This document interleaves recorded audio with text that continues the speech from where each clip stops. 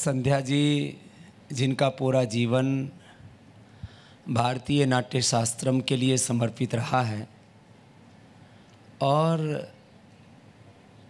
नाट्य शास्त्र हमारी संस्कृति में उतना ही महत्वपूर्ण है जितनी हमारी दूसरी कलाएं, संगीत, साहित्य। और जब कोई कला भगवान को अर्पित करके की जाती है, गुणातीत भक्ति के साथ, गुणातीत श्रद्धा के साथ, तो वह भगवान की आराधना और साधना रूप ही हो जाती है। तो संध्या जी ने अपने इस नाट्य शास्त्र की इस विद्या को जिया है बहुत सात्विकता के साथ, गुणातीत भक्ति के साथ।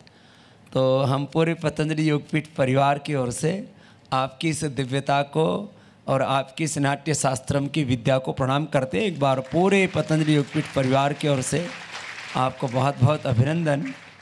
और मुझ जैसे बहुत से लोग हैं यहाँ पर इस मामले में एकदम शून्य स्तर पर हैं जिनका नाट्य शास्त्र का बोध जो है वो नितांत उसमें अभाव सा है।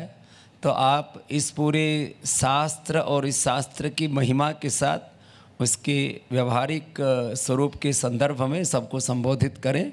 आपको बहुत बहुत फिर से शुभकामनाएं और पूरे पतंजलि योगपीठ परिवार की ओर से आपका बहुत बहुत अभिनंदन। जी शुक्रिया। नाट्य शास्त्र को पंचम वेद कहा गया है और जब मुझे पता चला कि वैदिक विज्ञान इस विषय में यहाँ पे चर्चा हो रही है तो पंचम वेद के विज्ञान की बात मैं तुमसे साझा करूं।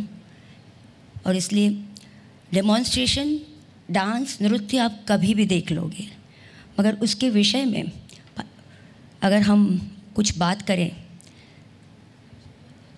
तो भारतीय अस्मिताओं में कलाओं का उत्स अपने आप में एक दिलचस्प और कौतूहल भरी जिज्ञासा है।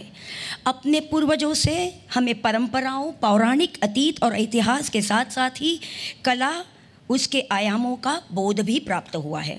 2400 साल पहले भारतवर्ष की इसी धरती पर चाणक्य ने कहा था या कि जो राष्ट्र शास्त्र पढ़ना छोड़ देता है वो समाप्त हो जाता है। क्यों कहा था चाणक्य ने? क्यों जरूरी है कि कागजों में छुपी इस अतीत को हमें जानना? क्योंकि अतीत को जाने बिना भविष्य निर्माण की कोई भी संभावना हो ही नहीं सकती। जो देश अपना इतिहास भुला देता है उसका भूगोल अपने आप समाप्त हो जाता है। और पिछले कई वर्षों से हमने अपना इतिहास की जो ज़मीन है उसको हमने लावारिस छोड़ के रखा है। हम न तो उस इतिहास को या इतिहास की ज़मीन को देखते हैं, न उसकी परवाह करते हैं। और हम ये भी नहीं जानना चाहते कि हमारे पूर्वजों ने कौन से बी बो के रखे हैं। यानी कि अपने शास्त्र, चाहे वो रामायण हो, चाहे वो महाभारत हो, हम तो उसे फिक्शन कह के चले जाते हैं, पौराणिक कह के रह जाते हैं, काल्पनिक कथा कह के दूसरों को उसको हंसी उड़ाने देते हैं। सच ये पुराने शास्त्रों के अभ्यास को नकार कर हम दूसरों को उसका फ़ायदा उठा दे रहे हैं। हमारे शास्त्रों की धरोहर इतनी श्रेष्ठ है, इतनी साइंटिफिक है कि पूरे विश्व को उस पर गर्व हो। और इसीलिए अतीत हमें इसीलिए दोहराना है क्योंकि उस कालखंड में स्थापनाएं हो चुकी होती हैं, आदर्श स्थापित हो चुके होते हैं। उदार दृष्टिकोण स्थापना करने वालों तथा परंपरा बनाने या स्थापित करने वालों से हमें प्रेरणा कर लेनी है, उनसे ज्ञान अर्जित करके अपने आप को हमें सबल बनाना है, अपने आप को हमें आश्वस्त बनाना है और वर्तमान में हमें जीना है। और वर्तमान की बात हमें इसलिए करनी है क्योंकि इस कालखंड की घटनाएं पुरानी तब तक नहीं होती जब तक हम मनुष्य इस काल में उपस्थित बोध बना रहते हैं। इसी प्रकार भविष्य के लिए हमें चिंतित होना होता है। भविष्य का बोध हमें पीढ़ियों के लिए करना होता है। हमारी अपनी आने वाली पीढ़ियों के लिए ही हमारे अतीत को समझना और हमारे वर्तमान में अच्छे कार्य करना बहुत ही ज़रूरी है। भारतीय साहित्य के यही अतीत के अनेक ग्रंथों में 64 भारतीय कलाओं का उल्लेख मिलता है। कलाओं का उत्कृष्ट रूप काव्य कहा गया है और उत्कृष्टतम रूप नाटक कहा गया है, जिसका प्रतिपादक सर्वप्राचीन ग्रंथ यानी भारतीय नाट्य शास्त्र है, जिसको नाट्य वेद कहा जाता है और पंचम वेद कहा जाता है। जग्राहम पाठ्यम ऋग्वेदात् सामेभ्यो गीतमेव च यजुर्वेदाद अभिनयान रसान अथर्वणादपि। 4 वेदों में से उन्होंने अलग अलग चीज़ें ली और ब्रह्मा ने नाट्यवेद की निर्मिति की थी। शास्त्र और संप्रदाय की भारतीय संस्कृति का द्योतक यह ग्रंथ नाट्य शास्त्र भारतीय कलाओं को शताब्दियों से हमें प्रभावित तो कर रहा है, क्योंकि इसमें नाट्य विषयक कलाओं और अन्य कलाओं के विषयक इतना समग्र विवरण प्राप्त है जो तत्कालीन संसार के किसी भी अन्य ग्रंथ में प्राप्त नहीं होता है। और इसीलिए नाट्यवेद को, पंचम नाट्य को विश्वकोश कहा गया है। प्राचीन ग्रंथों में नाट्य शास्त्र की संहिता के 2 संहिताएं मिलती हैं, एक 12 शास्त्री और दूसरी है 6 शास्त्री। शारदा तनय और अन्य परवर्ती आचार्यों ने बहुत सारे दोनों ही परंपराओं का उल्लेख किया है। इसमें से 12,000 श्लोकों वाले नाट्य शास्त्र का बृहद स्वरूप अभी नहीं मिलता है, मगर इसका संक्षिप्त रूप 6,000 श्लोकों वाला अभी वर्तमान में उपलब्ध है, जो मैंने भाषांतर महाराष्ट्र गवर्नमेंट के लिए मराठी में किया है और गुजरात गवर्नमेंट के लिए गुजराती में किया है। तो अब जाने कि ये शास्त्र नाट्य शास्त्र क्यों है, जबकि नाट्यवेद कहा जा सकता तो उनमें शास्त्र क्यों लिखा है, भरत मुनि ने शास्त्र क्यों शब्द कहा है। तो शास्त्र किसी भी विशिष्ट विषय से संबंधित समस्त ज्ञान को ठीक क्रम से संग्रहित करके रखा जाए तो उसे संग्रह कहते हैं। इसीलिए ये नाट्यवेद को नाट्य शास्त्र कहा गया है और इसीलिए ये शास्त्र है। यानी जैसे आप कहते हो भौतिक शास्त्र है, वास्तुशास्त्र कहते हो, शिल्प शास्त्र कहते हो, अर्थशास्त्र कहते हो, विद्युत शास्त्र, वनस्पति शास्त्र, पशुशास्त्र इत्यादि हम जो कहते हैं, वही उसी तरह नाट्य शास्त्र भी रहा। और भारतीय अस्मिता के जो 6 दर्शन हैं उन्हीं को शास्त्र कहे गए हैं। 6 दर्शन मतलब न्याय दर्शन है, मगर वो न्याय शास्त्र कहा जाता है। वैशेषिक दर्शन वैशेषिक शास्त्र है, सांख्य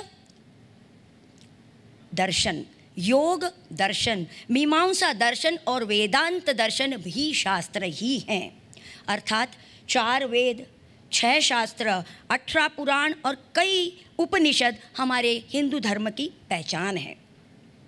शास्त्र नित्य ही वेद रूप या तो मानव रचित ऋषियों द्वारा प्रणीत किया जाता है। बस यही स्वरूप हमारे भरत मुनि रचित नाट्य शास्त्र का भी है। भरत मुनि जी ने नाट्य शास्त्र की रचना की। प्रणम्य शिरसा देवो पितामह महेश्वरौ नाट्य शास्त्र प्रवक्ष्यामि ब्रह्मणा यद उदारुतम। प्रणाम करके भरत मुनि कहते हैं कि ये नाट्य शास्त्र में पहले शिव जी और ब्रह्मा जी की स्तुति करते हैं और बाद में वो नाट्य शास्त्र की उत्पत्ति का कथन कहते हैं। नाट्य शास्त्र की उत्पत्ति की बहुत छोटी सी कथा, बहुत पूरा अध्याय है, 200 श्लोक है, मगर उसकी छोटी सी कथा ऐसी है कि जब वैवस्वत मनवंतर में सभी इंद्रादि भगवान सब ब्रह्मा जी के पास जाते हैं, कहते हैं कि हमें कुछ सर्ववर्णिक मतलब ब्राह्मण, क्षत्रिय, वैश्य और शूद्र सर्ववर्णों के लिए जो दृश्य और श्राव्य स्वरूप हो ऐसा कुछ क्रीडनीय का निर्माण करके दीजिए, क्योंकि जो 4 वेद थे वो सर्ववर्णों के लिए नहीं थे। सोचिए उस समय उस समाज में भी चारों वर्ण एक साथ बैठ के नाट्य देख सके, ऐसी कल्पना करना कितनी बड़ी महानता है, कितनी बड़ी नाट्यवेद की बात है। दूसरी बात, इसी कथा में आगे जाके नाट्यवेद की निर्मिति जब ऋग्वेद से पाठ्य लेते हैं, यजुर्वेद से अभिनय लेते हैं, सामवेद से गीत लेके और अथर्ववेद से रस लेके नाट्यवेद की निर्मिति करते, समाधि में बैठ के, ब्रह्मा जी समाधि में बैठ के ये चारों वेदों को निरंतर अभ्यास करके उसमें से वो ये पंचम नाट्यवेद की निर्मिति सर्ववर्णों के लिए करते हैं। और जब वो इंद्र जी को देने जाते हैं और कहते हैं कि लो इंद्र, इन्हें परफॉर्म कीजिए, तब इंद्र देवता कहते हैं हम भगवान इसके लिए योग्य नहीं हैं, हम अयोग्य पुरुषा नास्ति, हम अयोग्य हैं। क्यों? क्योंकि हमारे पास वो ध्यान धारणा समाधि अवस्था नहीं आती है, और वो सिर्फ और सिर्फ मुनिजन ऋषि मुनि कर सकते हैं। इसलिए ऋषि मुनि को चुना गया और भरत मुनि के हाथ में ये नाट्यवेद सौंपा गया और कहा गया कि आप इसका परफॉर्मेंस करवाइए, इसकी तैयारी करवाइए। 100 पुत्रों को लेके भरत मुनि जब उसका पहला परफॉर्मेंस करने जाते हैं, तब ब्रह्मा जी कहते हैं रुको, इसमें तो कैशी की वृत्ति नहीं है, स्त्रियां कहाँ हैं, सिर्फ पुरुष हैं। पुरुष और स्त्री को समान हक दिया है नाट्य वेद में। कौन कहता है कि हमारे वेद पौराणिक है, कौन कहता है कि हमारे वेदों में ये नहीं है। वेदों में अप्सराओं की निर्मित की गई, क्योंकि स्त्री पात्र का पुरुष पात्रों के साथ नृत्य और रंगमंच पर प्रदर्शन हो। कितनी बड़ी बात है कि नाट्य वेद के पहले ही अध्याय में ये भी कहा गया है कि स्त्री और पुरुष समान हैं। और आगे चलकर समवकार पहला अमृत मंथन प्रयोग होता है, और ये अमृत मंथन प्रयोग शिवजी के सामने प्रस्तुत करने का भी प्रस्ताव रखा जाता है। महागुरु के सामने परफॉर्मेंस होता है, तब शिवजी को तो अपने तांडव की याद आती है, अपने लास्य की याद आती है, और तांडव वो तंडू के द्वारा भरत मुनि को सिखाते हैं, और पार्वती जी अपना लास्य सुकुमार नृत्य वो भी सौराष्ट्र योषितों को देती हैं, और ऐसे नाट्यवेद हम तक पहुंचता है। ये बड़ी बहुत रोचक कथा है, मगर उसमें अध्यात्म है, उसमें वेद है, उसमें संसार है, सोशियोलॉजी है, साइकोलॉजी भी है। और नाट्य इस तरह एक कला है, योग है, साधना है और विज्ञान भी है। अब सवाल उठता है कि भाई शास्त्र और विज्ञान में क्या डिफरेंस है, क्या अंतर है? तो मुझे ऐसे लगता है शास्त्र में पहले भरोसा करना होता है और फिर तार्किक शक्ति आती है, जबकि विज्ञान में पहले तर्क लगाया जाता है, फिर उस पर भरोसा किया जाता है। यानी शास्त्र हमें जीवन जीना कैसे है वो सिखाते हैं, और विज्ञान हमें जीवन की उत्पत्ति के बारे में बताते हैं। यानी किसी भी स्वाभाविक गुणों को उसका जैसे हम धर्म कहते हैं, जैसे कि अग्नि है, अग्नि का धर्म है उसकी गर्मी और उसकी तेज है। गर्मी और तेज के बिना अग्नि का कोई भी सत्ता नहीं होती है। और वैसे ही मनुष्य का बहुत स्वाभाविक गुण है मानवता, और यही हमारा वेद का धर्म है, और यही हमारा वेदों का सार है, और यही नाट्य शास्त्र का उपहार भी है कि वो भी यही कहते हैं कि मानवतावादी नाट्य प्रस्तुत करो। नाट्य प्रस्तुत में मनोरंजन तो होना चाहिए, मगर मानवता का दर्शन बहुत ज़रूरी है। आगे आगे जैसे हम जाएंगे नाट्य शास्त्र के बारे में बातें करेंगे, तो उसमें से बहुत सारी चीज़ें मिलेंगी हमें। इस तरह से भरत मुनि ने इस नाट्य कला को शास्त्र का सुव्यवस्थित और वैज्ञानिक रूप प्रदान किया, और इसे नाट्य कला का ही नहीं बल्कि भारतीय कलाओं का विश्वकोश कहा गया है।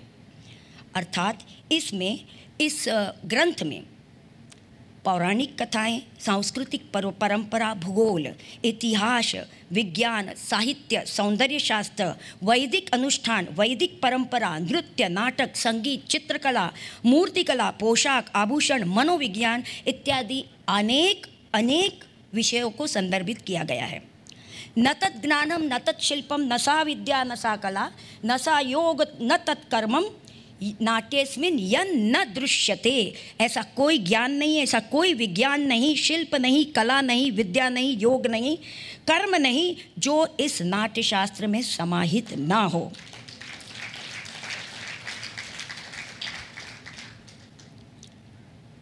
So I will be a little bit going on to the English also.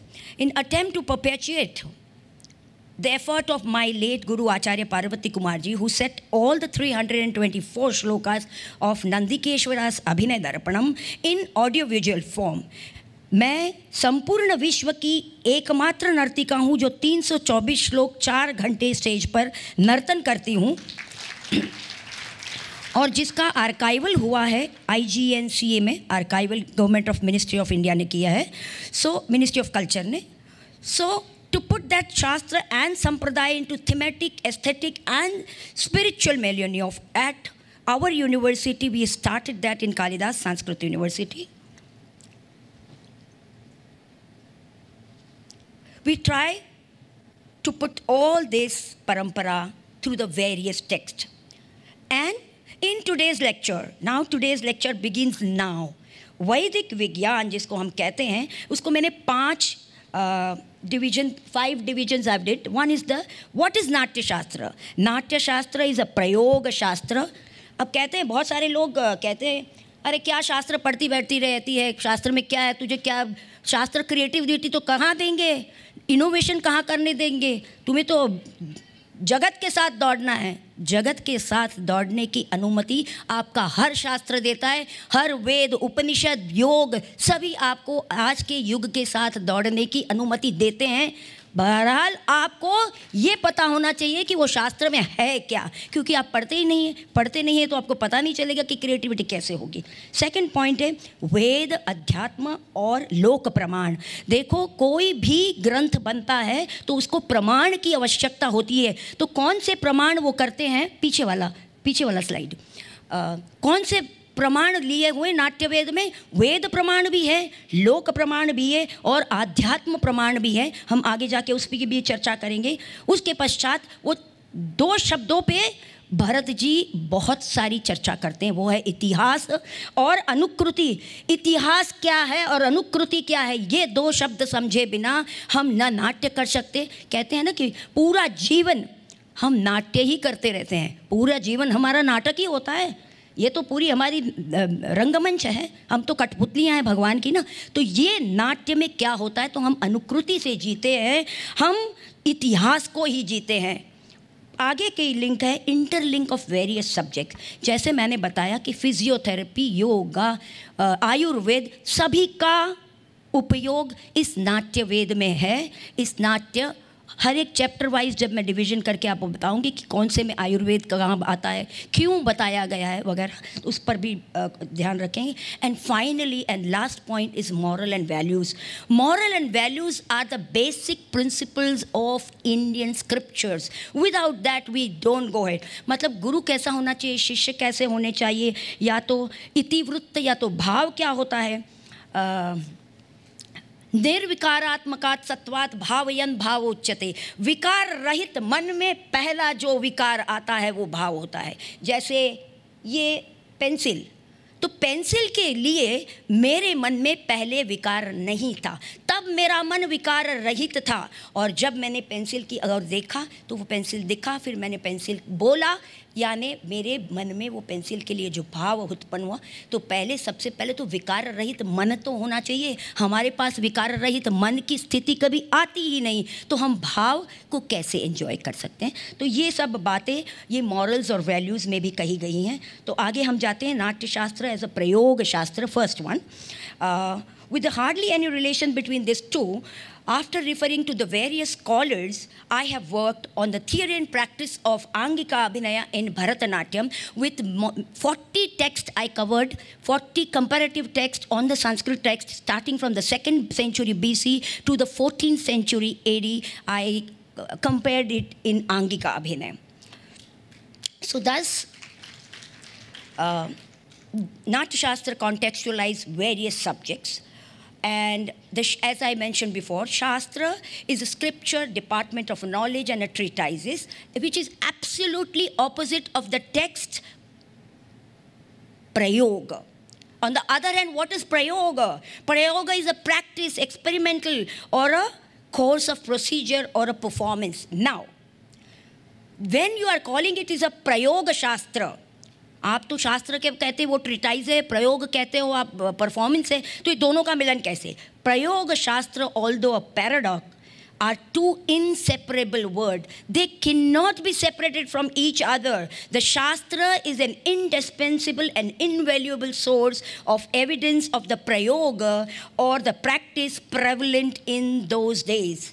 And Dr. Kapila Vatsyayan, very renowned scholar on Indian art and culture, she said very beautifully that each text is perhaps a fragment or a small prototype of a great monument, not of the bricks and the stones, but experience, speculation, thought and practice shared and lived in those days. So हमारे लिए शास्त्र कितने ज़रूरी हैं इसके बारे में बहुत अच्छी तरह से कपिला जी बताती हैं।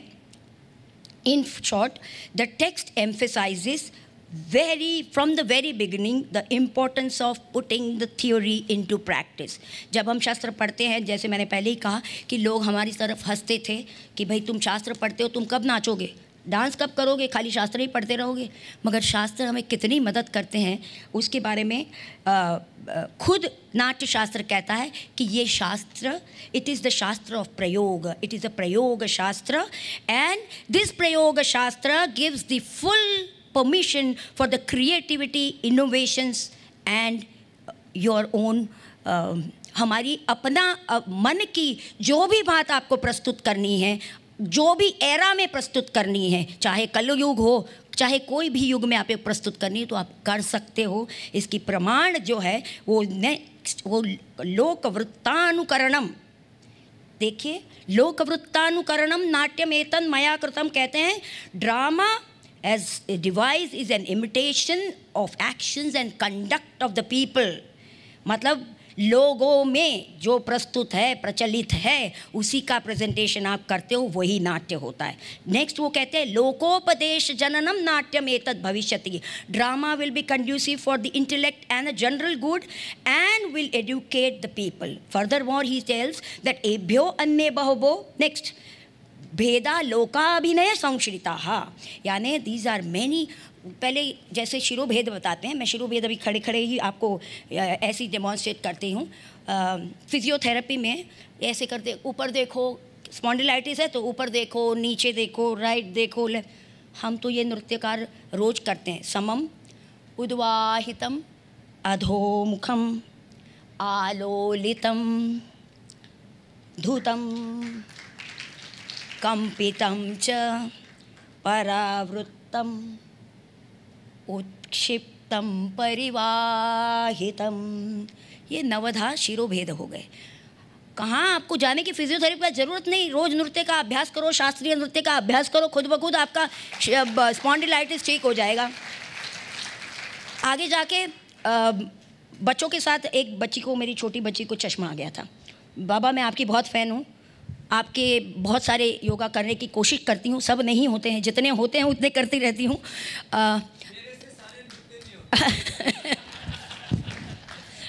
तो एक बच्ची को चश्मा था, हमने उनको दृष्टि भेद सिखा दिए। समम आलोकितम साची प्रालोकितम निमिलितम उल्लोकितम अनुवृत्ते च तथा चैव अवलोकितम। 3 महीने में उसका चश्मा उतर गया। पूछने लगे भाई तुमने क्या किया बच्ची को। तो नाट्य हो, नृत्य हो, योग हो, ये सभी कलाएं हमारे शरीर, हमारे मन, हमारे आत्मा की उन्नति के लिए है। ये समझ में आ जाए तो मनुष्य जाति की उन्नति खुद ब खुद हो जाएगी। उसके बाद और वो कहते हैं जैसे गति प्रचार। अभी गति प्रचार में अभी मैंने बाबा जी को देखा, बाबा जी यूं चल रहे थे, क्योंकि ये शरीर सौष्ठव है। ये शरीर सौष्ठव तभी बनता है जब आपकी ये गति प्रचार तभी बन सकता है जब आपके शरीर में स्फूर्ति हो। आपके शरीर में स्फूर्ति तब बन सकती है जब आप व्यायाम करते हो। आपके व्यायाम करने की रुचि तब बन सकती है जब आपके शरीर के अंदर के पुर्जे सलामत हो, मतलब आपके शरीर में कुछ एनर्जी क्या कहते हैं, विटामिन्स प्रॉपर हो, आपकी क्या डाइजेस्टिव सिस्टम ठीक हो तो आप व्यायाम कर सकते हो। नहीं तो गुरुजी भी कहेंगे भाई आप तो इतने सारे ब्लड प्रेशर का इतना लो है, इतने सारे व्यायाम मत करिए। जैसे कहते थे कि आपको थोड़े से ही कपालभाति नहीं करनी है, स्पॉन्डिलाइटिस नहीं करनी है, कपालभाति है ना। तो ये मतलब आपको सबसे पहले शरीर की ये गति प्रचार के बारे में जब उन्होंने नाट्यशास्त्रकार कहते हैं तो वो सबसे पहले गति प्रचार में आयुर्वेद कहते हैं। वो कहते हैं आपको गति प्रचार करने हैं, व्यायाम करना है, नृत्य करना है, तो सबसे पहले अपना आहार और व्यवहार और नियमित कसरत करिए और अपने बस्ती करिए, नस्य करिए, तो ही आप शरीर सुदृढ़ बना सकते हो। तो ऐसे उन्होंने गति प्रचार के अध्याय में भी कहा। उसके पश्चात अब आती है इनोवेशन की बात। इनोवेशन की बात आती है। वो कहते हैं आकृत्या चेष्टया चिन्है जात्या विज्ञाय वस्तुतः स्वयं वितर्कात् कर्तव्यम नृत्याभिनयनम प्रति हस्ताभिनयनम प्रति। इसका बहुत इम्पॉर्टेंट श्लोक ये इसलिए है। आकृति, आकृति मतलब कोई भी शेप, फॉर्म आप देख लीजिए। चेष्टा, चेष्टा मतलब कोई भी मूवमेंट, कोई भी गति, कोई भी क्रिया देख लीजिए। चिन्ह, कोई भी विशिष्ट चिन्ह। राम है तो क्या है भाई, तो बोलेंगे कि धनुष्य बाण है उसके हाथ में। कृष्ण है तो क्या है, बांसुरी या तो चक्र है। तो ये चिन्ह जो है उसको समझ लीजिए। एंड विज्ञाय तत्पुनः या तो विज्ञाय वस्तुतः, वस्तुतः मतलब कथा वस्तु। इतिवृत्त, आप कथा को समझिए, आप सिचुएशन को समझिए, आप समस्या को समझिए और फिर स्वयं वितर्क, फिर सोच समझ के आप उसके हस्त निर्माण करिए, आप उसकी गति निर्माण करिए, आप वो कैरेक्टर निर्माण करिए।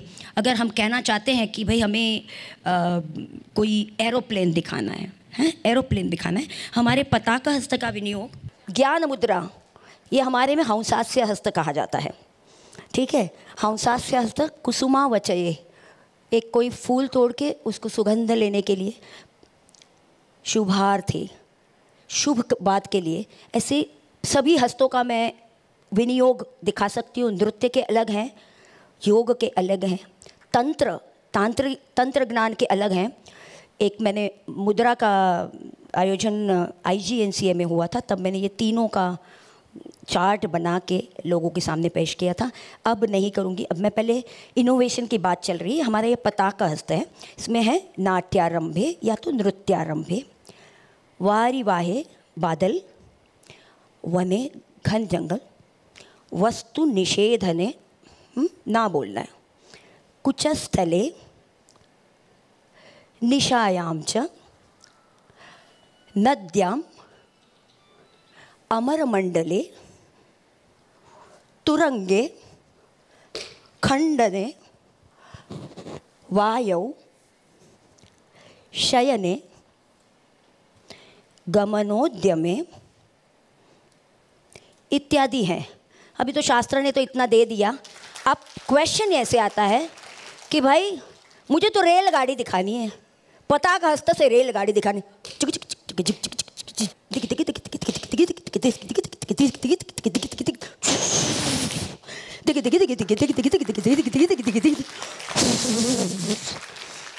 आप करिए, आप में जो क्रिएटिविटी करनी है आप सब दिखा सकती है। कौन ना बोल रहा है आपको? यानी शास्त्र पढ़ने से हमारी क्रिएटिविटी, इनोवेशन रुक जाता है, ये कहने वालों के साथ हमारा बंधा नहीं है।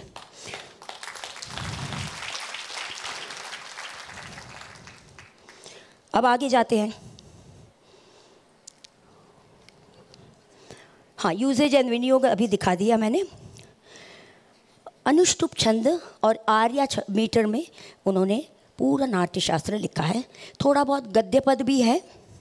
One of the very beautiful way of presentation of Natyashastra is the whole is broken up into the parts and each part is then explained। यानी पूर्णमद पूर्णमिदं पूर्णात् पूर्णमुदच्यते पूर्णस्य पूर्णमादाय पूर्णमेवावशिष्यते। वो पहले पूर्ण कहते हैं, उसके बाद वो पूर्ण को पाठ में कहते हैं, उसके बाद वहीं से वो पाठ पैसे परिपूर्ण कैसे होता है वो बताते हैं। यानी पूर्ण की व्याख्या, अध्यात्म की व्याख्या से पूरा नाट्यशास्त्र लिखा गया है। पहले वो नाट्य वेदोत्पत्ति कहते हैं, फिर प्ले हाउस के बारे में कहते हैं, फिर पूजा विधि कहते हैं, और उसके बाद वो तांडव लक्षण कहते हैं। और ये तांडव लक्षण में 108 नृत्य के करण देखते हैं। ये जो करण है, ये तांडव लक्षण में 108 करण दिखाइए। ये तांडव लक्षण है, 108 करण में से एक। हाँ,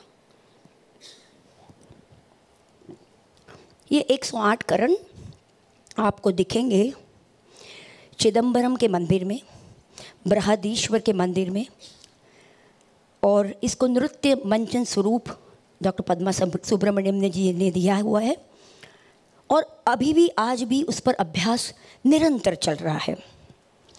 ये 108 अंगहार, 108 करण, अंगहार और पिंडी बंधों की बात वो चौथे अध्याय में भरत करते हैं।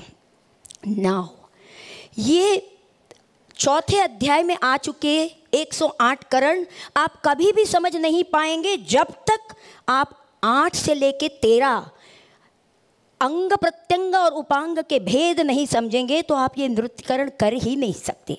भरत उत्तालो धस्तलस्तिर्यक ऊर्ध्वा धोमुख एव च हस्त प्रचारा विज्ञेया नाट्ये नृत्ये च पंचधा कहता है। आवेष्टित उद्वेष्टित व्यावर्तित कर परिवर्तित अंगुली भेद करण हस्तकरण कहते हैं। और पहला करण है तल पुष्प पुट 108। उसकी शुरुआत ही ऐसे ऐसे करके यूं यूं यूं यूं और ये तो कटी भेदा पाद भेद करके दिखाते हैं।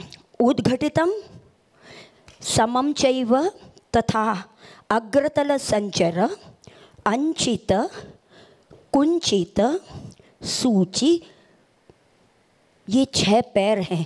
अगर आपको ये नाम ही नहीं मालूम आप करण पूर्ण कैसे कर पाओगे?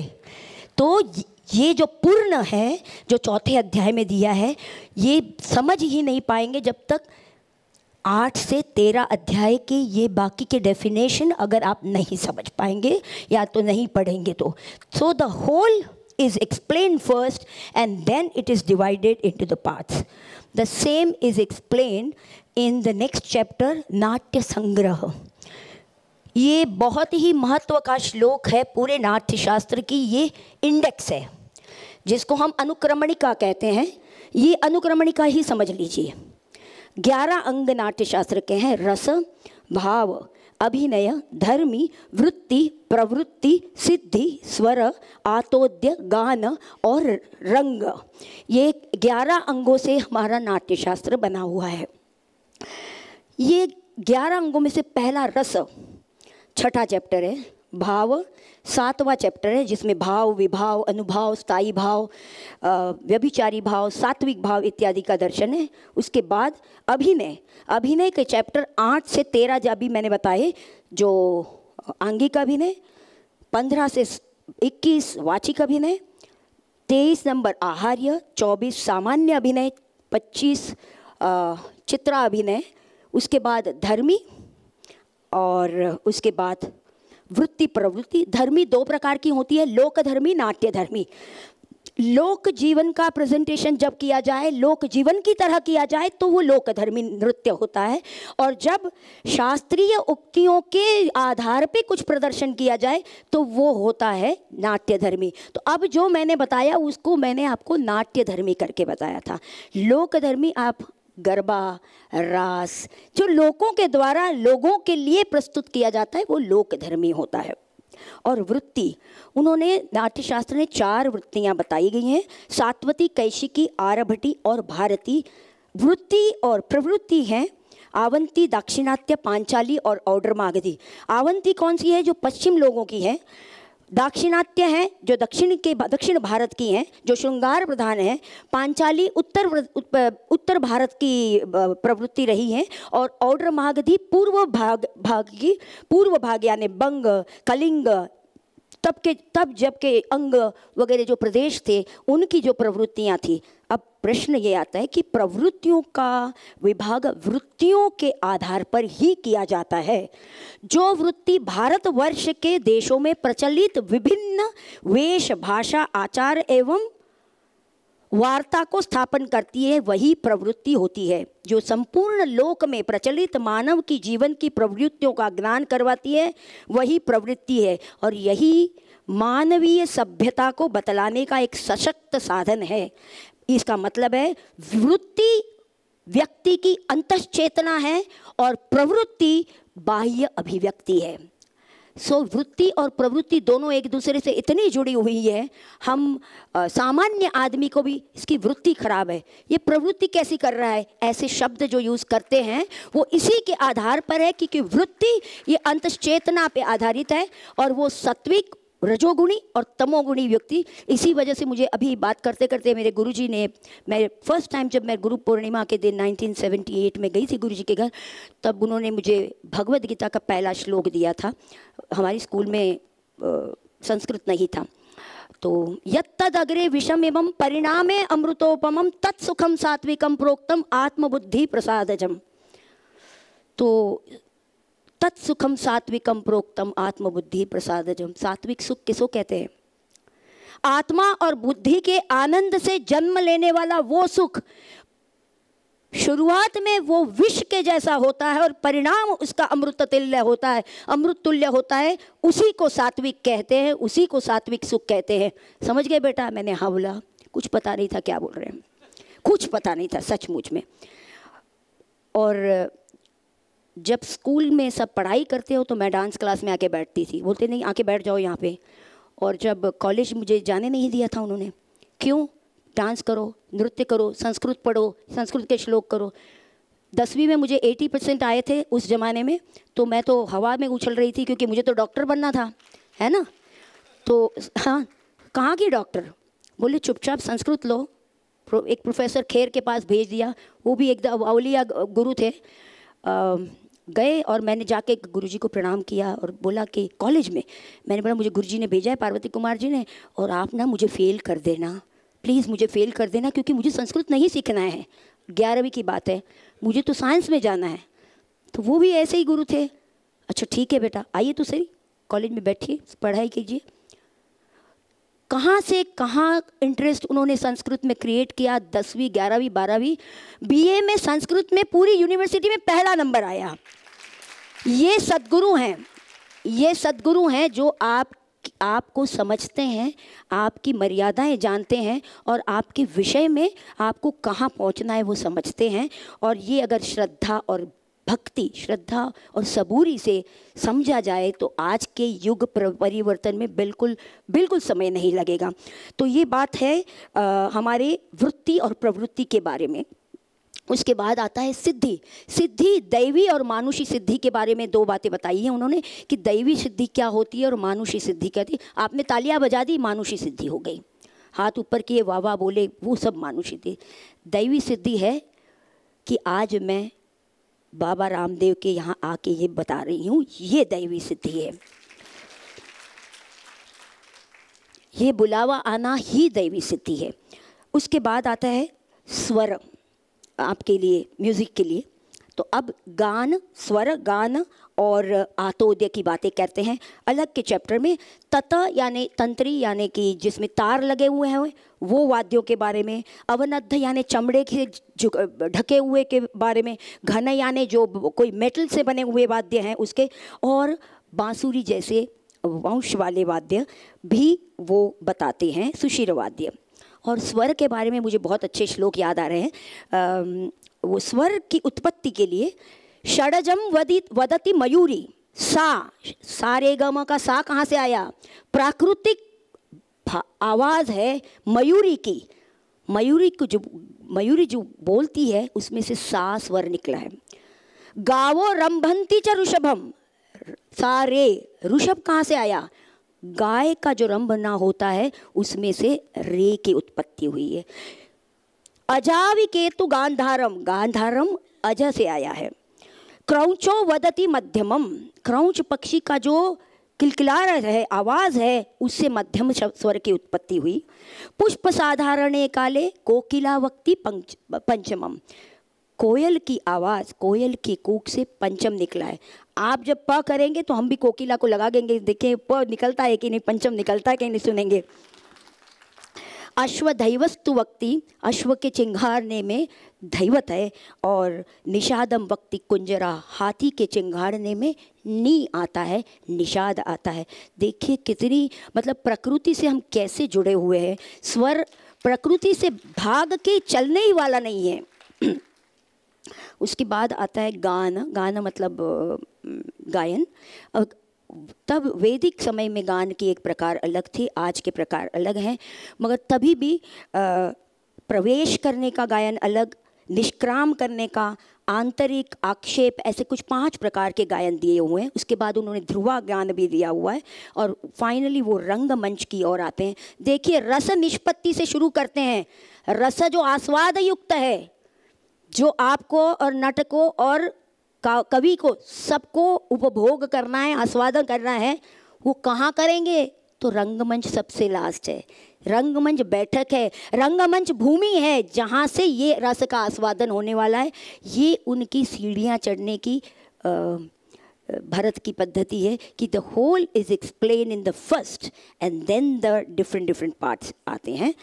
जैसे मैंने अभी शिरोभेद, दृष्टिभेद बताए, वैसे कुछ स्थान भी हैं, जैसे समपाद ऐसे समपाद, पुष्पांजलि अर्पण करने के, सूर्य अर्घ्य करने के लिए समपादम च एक पादम, ठीक है, नागबंधम, ऐन्द्रम, गारुडम, और नीचे बैठ के ब्रह्मस्थान। बैठ सकती हूँ गुरुजी, सिर्फ ब्रह्मस्थान। उसके बाद मैं ये सब इसलिए दिखा रही हूँ कि क्रिएटिविटी, लोग जो कहते हैं कि क्रिएटिविटी नहीं, मैंने यही स्थान, यही गतियाँ, यही चारिया यूज़ करके एक एक्सपेरिमेंटल किया था NCPA टाटा थिएटर में, लोगों को ये दर्शाने के लिए कि शास्त्र कहीं किसी को रोकता नहीं है। तो अब कुछ डेमोन्स्ट्रेशन आप दिखा दीजिए।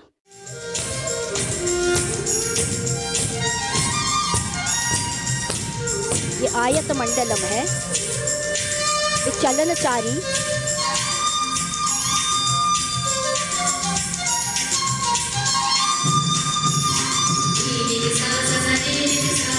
विष्णु, अच्छा Brahma and Saraswati, Vishnu and Lakshmi, Shiva and Parvati, Ganesh, Riddhi Siddhi, Kartikeya and Valli, Manmatha and Rati, बीच में आयत मंडलम।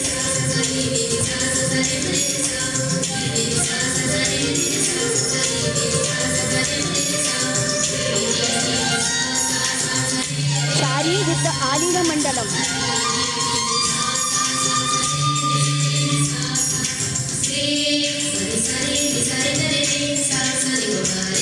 सब देशी स्थान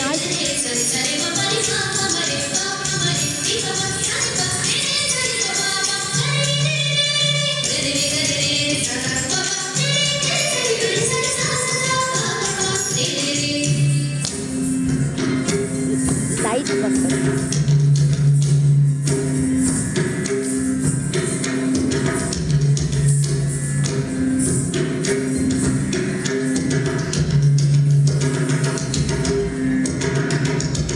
ये समसूची स्थानम,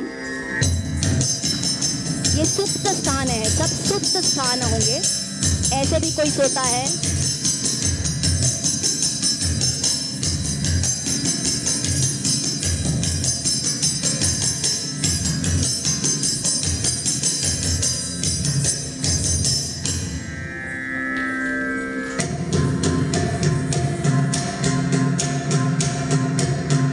ये बैठने के आसन हैं।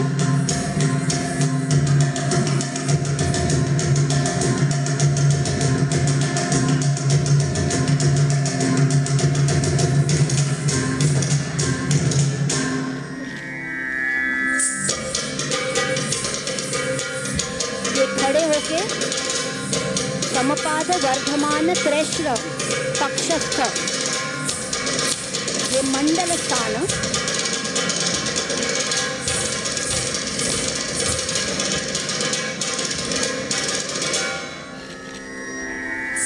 अभी स्त्री स्थानक, अवहित, गतागत, अश्वक्रांत, गतागत, वलित,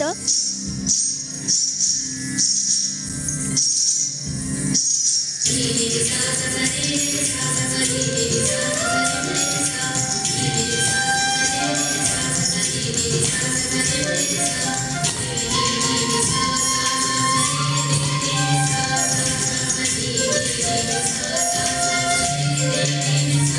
स्थान, कुट्टनचारी, वेगिनीचारी, वेगिनीचारी,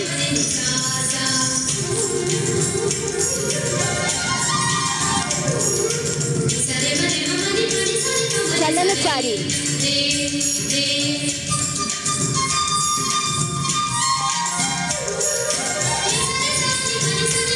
शरणमचारी,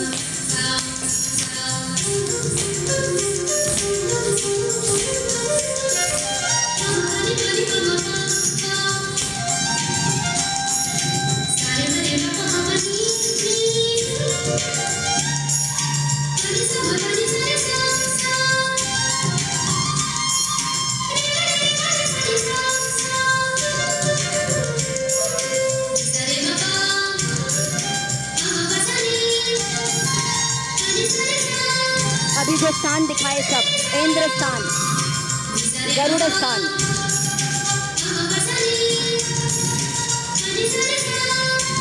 ब्रह्म स्थान,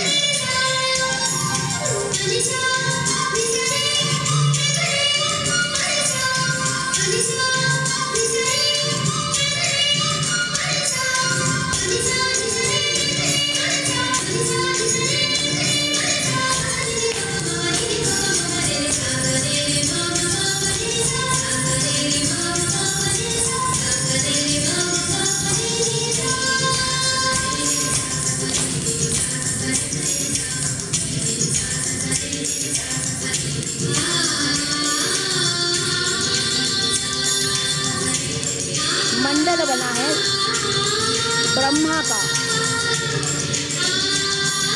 हंस के ऊपर कमल पद्मासित श्री ब्रह्मा जी, शेषशायी विष्णु,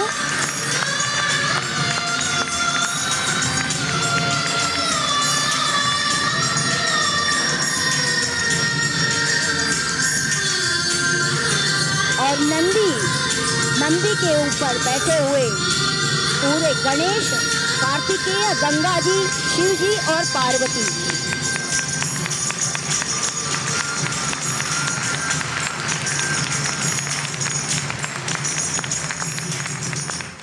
तो अब बताइए कि कौन कहता है भाई शास्त्र से हम आनंद नहीं ले सकते। आनंद की अभिव्यक्ति करवाने की अयोग्य पुरुषा नास्ति योजकस्तत्र दुर्लभः। कहते हैं, संस्कृत का ये सुभाषिक है कि नास्ति मूलमनौषधम अयोग्य पुरुषः नास्ति। कोई भी वृक्ष का मूल ऐसा नहीं है जो औषधि ना बन सके। कोई भी पुरुष अयोग्य नहीं है, उसकी योजना करवाने वाला ही असंभव है आज के युग में। बस उसी के आधार पे मैंने ये प्रूव किया था कि भाई, और हमारा मुंबई शहर तो पूरा बॉलीवुड है ना, तो उनको तो म्यूज़िक भी वैसा चाहिए, नृत्य भी वैसा चाहिए, सब सेंसेशनल चाहिए। तो सेंसेशन भाई, हमारी सब चीज़ों में सेंसेशन आ सकता है अगर आप उसको सही माने में पहले अभ्यास तो करें। अभ्यास किए बिना तो उसका कुछ सेंसेशन नहीं हो सकता। तो वही हमने कोशिश की। उसके बाद मैं ये जो 3 प्रमाण जो कहती हूँ कि ये वेद प्रमाण, आध्यात्म प्रमाण और लोक प्रमाण के आधार पर ग्रंथ बनते हैं, उसी के आधार पर नाट्य तैयार होता है, उसी के आधार पर संसार जिया जाता है। अगर ये नहीं समझ पाए तो संसार में जीना मुश्किल हो जाता है। तो वेद का जैसे प्रमाण पहले ही बताया कि नाट्यशास्त्र खुद कहता है कि मैंने पाठ्य यानी जो भी बोलना है, जो भी नाटक में बोले जाना है, वो मैंने ऋग्वेद से लिया है। और इसीलिए जो संवाद सूक्त कहीं कहीं मिलते हैं तो वो कहते हैं कि वो संवाद सूक्त पहला नाट्य होता था। और दूसरा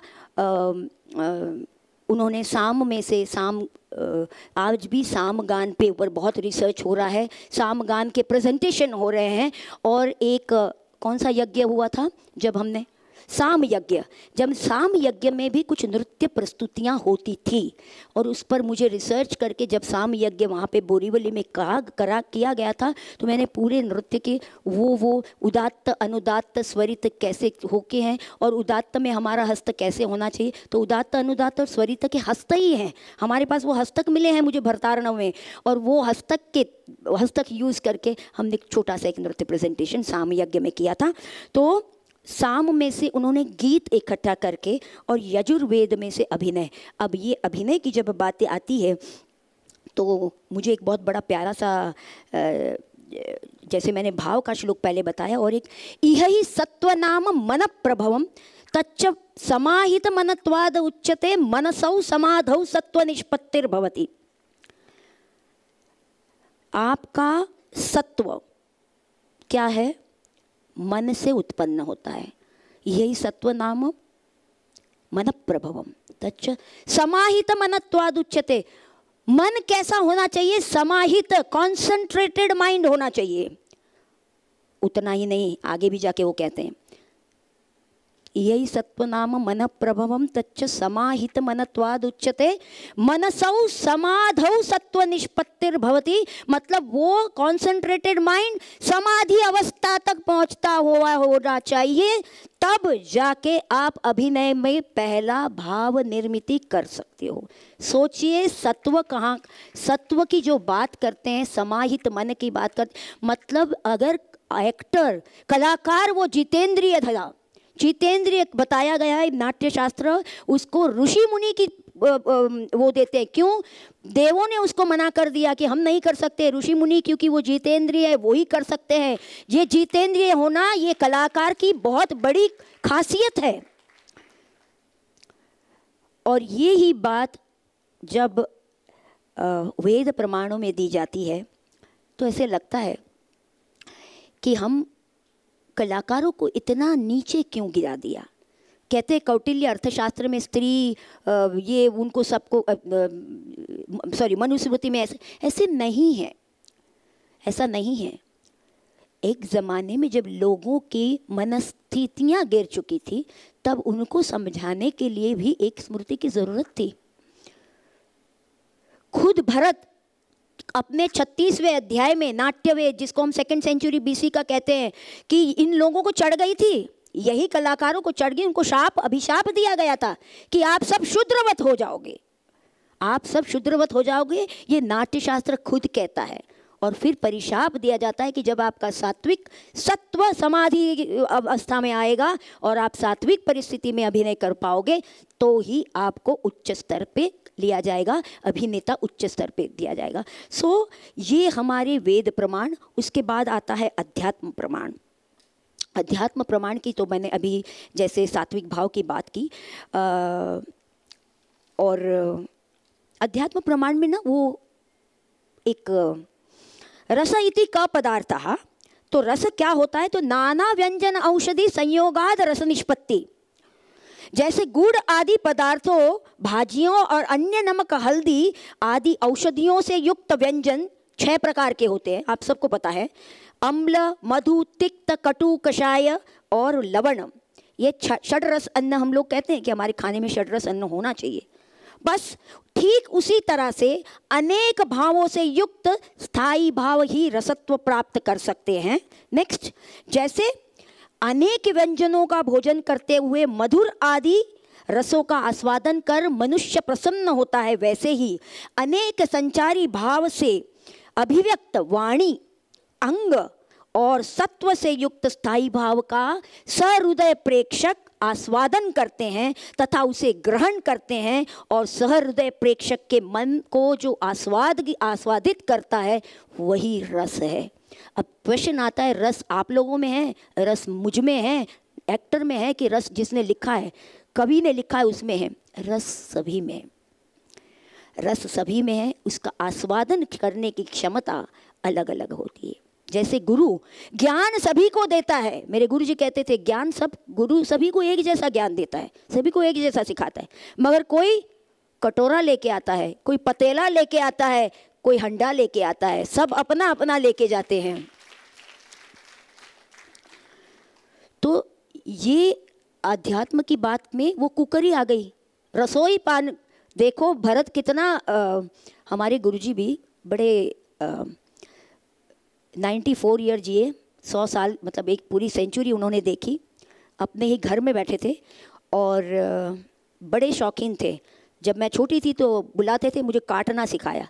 फाइन काट के, काटने के बाद वो जो बाकी का बचा हुआ फेंकने का नहीं, उसको लाइन में ऐसे लगा के फिर उसको व्यवस्थित एकदम लाइन में, और फाइन कटिंग, फिर झोंका कैसे देना, झोंका देते। और कभी कभी तो ना पूजा करते थे और बोलते थे अम्मा अरे एक खड़ा मीट कमी पड़ रहा है, मतलब एक खड़ा मीट नमक कम है, थोड़ा नमक डाल दो।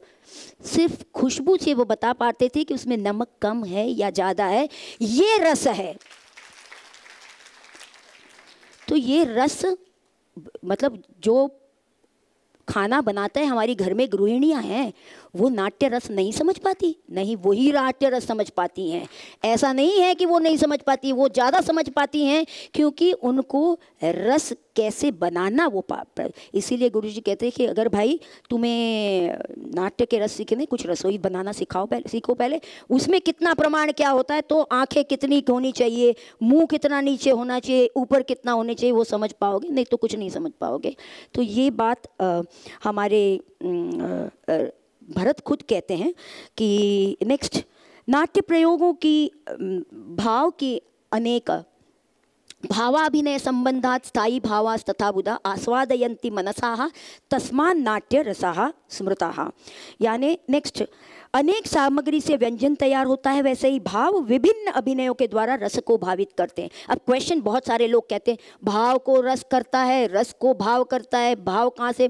तो बहुत ही न भावहीनोस्तु रसो न भावो रसवर्जिता, यानी रस भावहीन नहीं होता तथा रसहीन भाव नहीं होते हैं। देखो कितनी बहुत अच्छी बात कही। इनके पारस्परिक संबंध से ही और सहारे से ही अभिनय में सिद्धि प्राप्त हो सकती है। रस भावहीन नहीं है और रसहीन भाव नहीं है, तो दोनों का परस्पर संबंध ही हमें रस की सिद्धि यानी अभिनय की सिद्धि तक पहुंचाता है।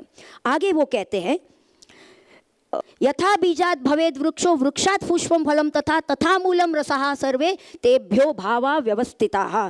जैसे बीज से वृक्ष उत्पन्न होता है और क्रमशः उससे पुष्प फूल उत्पन्न होते हैं, वैसे ही रस ही मूल है और उसी पर भावों की स्थिति निर्माण होती है। यानी रस और भाव एक दूसरे से कितने भी संबंधित हो, स्थायी भाव ही रस बन सकते हैं।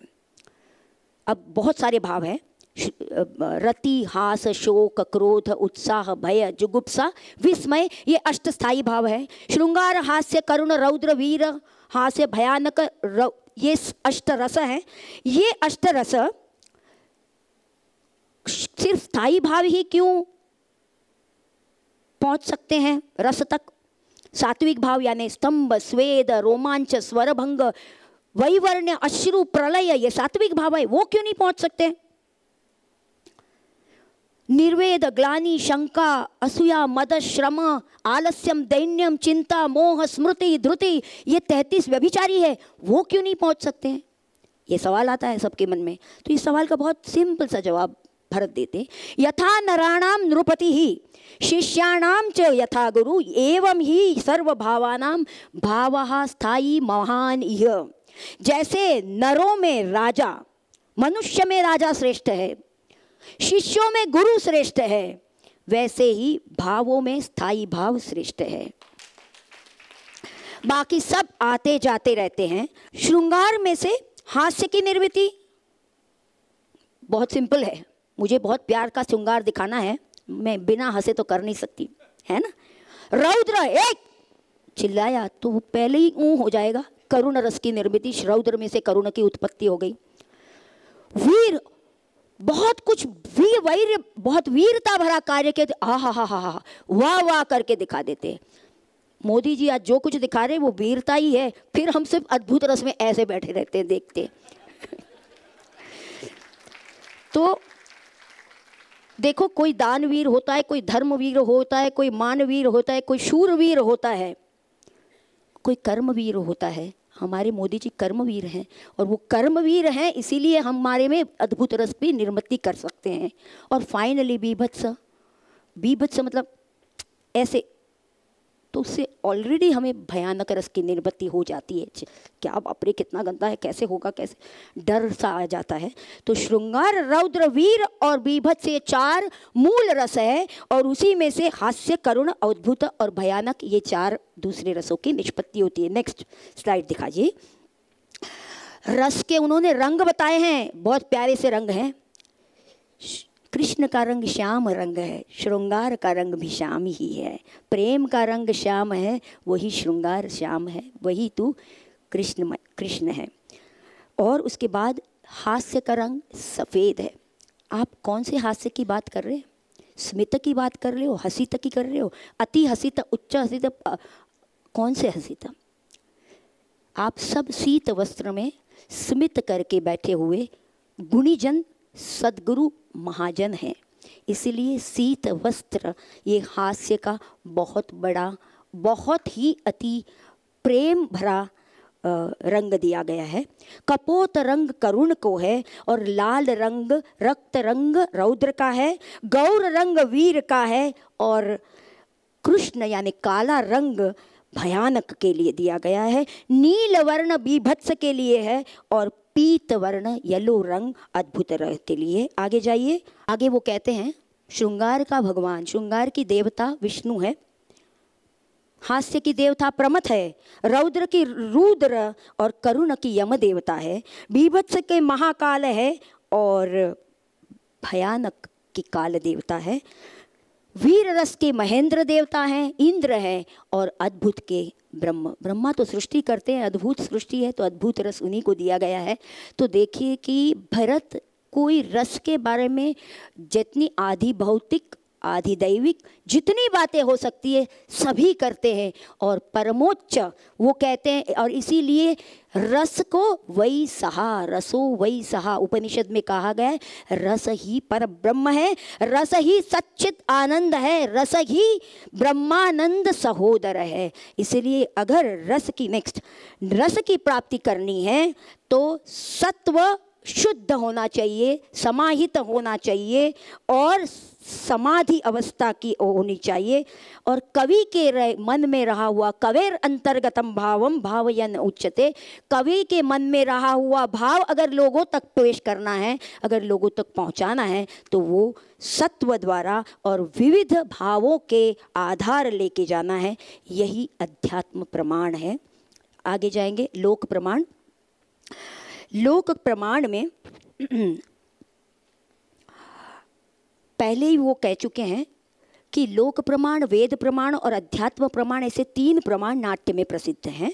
नाट्य सामान्यतः वेद और अध्यात्म पर आधारित होता है, और शब्द छंद युक्त लोकात्मक नाट्य लोक प्रसिद्ध होता है, इसीलिए वो सिद्ध हो सकता है।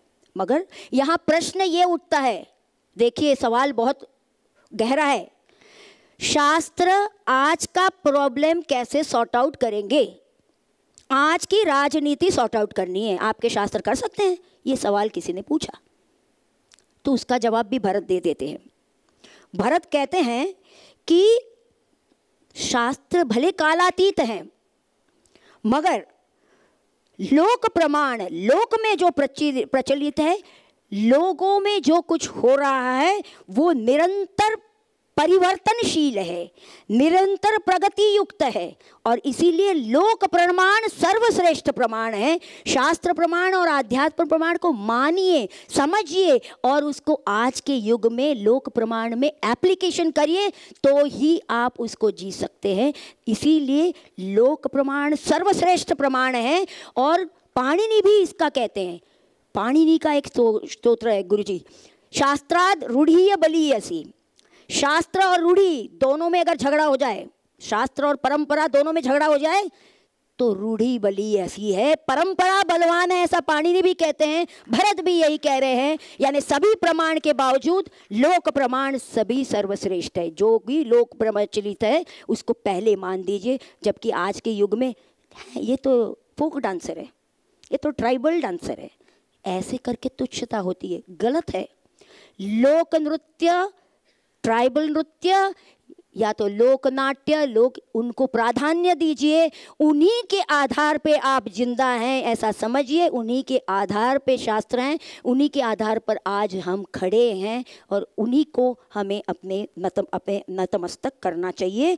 क्योंकि उषा का जो नृत्य ऋग्वेद में बताया गया है, ऋग्वेद के उषा सूक्त में कि उषा कैसे नाचते नाचते आती है, फिर मस्त हवाओं का नर्तन, चिड़ियों का नृत्य, भ्रमरों का गीत, मयूरों का नृत्य, ये सभी प्राकृतिक वातावरण में से, लोकाभिनय में से, लोक नृत्य में से, लोकनाट्य में से जो प्रभावित करता है वही सही है, वही सत्य है और वही सनातन है। और ऋग्वेद में एक समन नामक उत्सव का भी उल्लेख किया गया है जिसमें कलाविद बहुत उपस्थित होते थे और कलाओं का प्रदर्शन भी होता था। वहाँ स्त्रियाँ भी नृत्य करती थी। गुरुजी आप बता सकते हैं समन महोत्सव के बारे में। तो इस प्रसंग से ये ज्ञात होता है कि वैदिक काल में भी बहुत से लोकोत्सव प्रचलित रहे हैं और लोक नृत्य, लोक उत्सव वगैरह नाट्य का उद्गम यही है। आगे जाइए, आगे जाइए, आगे जाइए। The Bharata acknowledges the Vedas and Upavedas in the concept, Brahmanas and Aranyakas in the rituals, and Upanishadas in the philosophy. In Upanishada, the mana, that is mind, the buddhi, that is intellect, along with the ज्ञान are the charioteer of human life. यानी मन, बुद्धि और ज्ञान यही आपकी जिंदगी के सारथी हैं।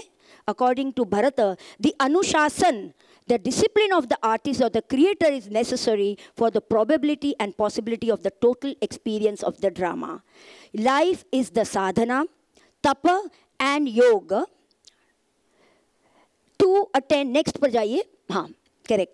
To attain the virtue of dharma, artha, kama and moksha, which moves concurrently on the three levels, adhibhautik, adhyatmik and adhidaivik. Thus, Bharata speaks of artistic expression and communication and explains the concept. So, in this way, he explains the next Amrut Manthana and Tripura Daha नामक दो नाट्य करते हैं। अभी यहाँ पे और एक बहुत बड़ा प्यारा सा, मनोधावंती सर्वत्रम मदोन्मत्त गजेंद्रवत ज्ञानांकुश समाबुद्धि तस्य निश्चलते मनः। हमारा मन जो है दो मदमस्त हत्ती की तरह यहाँ वहाँ घूमता रहता है। ज्ञान रूपी अंकुश लगा के हमारे मन को निश्चल करके हम नाट्य की साधना करें, ये बहुत ही ज़रूरी है। ये जब अध्यात्म की बात आई, कृष्ण की बात आई, तो मुझे लगा कि मेरा एक सोलो आइटम है जो मैं लाई हूँ गीत गोविंद के आधार पर। कृष्ण के निस्वार्थ और अपराकृत प्रेम की शिक्षा देने के लिए वैष्णव कवि जयदेव ने लेखनी को धारण किया। श्री राधा और माधव के प्रणय का सुंदर वर्णन किया। श्रृंगार रस के विप्रलंभ तथा संभोग दोनों पक्षों का चरमोत्कर्ष इस गीति काव्य में दृष्टिगोचर होता है। गीत गोविंद में श्री राधा ने कहा, सखी मैं क्या करूं, श्री कृष्ण मुझे छोड़कर अन्य कामनियों के साथ विलास कर रहे हैं, फिर भी मेरा मन उनका पुनः पुनः स्मरण कर रहा है। उनके अंगों का सौंदर्य, चंचल शिरोभूषण, डोलायमान कर्ण कुंडल तथा आलिंगन चुंबन स्मरण करते ही मैं सुध बुध खो बैठती हूँ। संचरदर सुधा मधुर ध्वनि,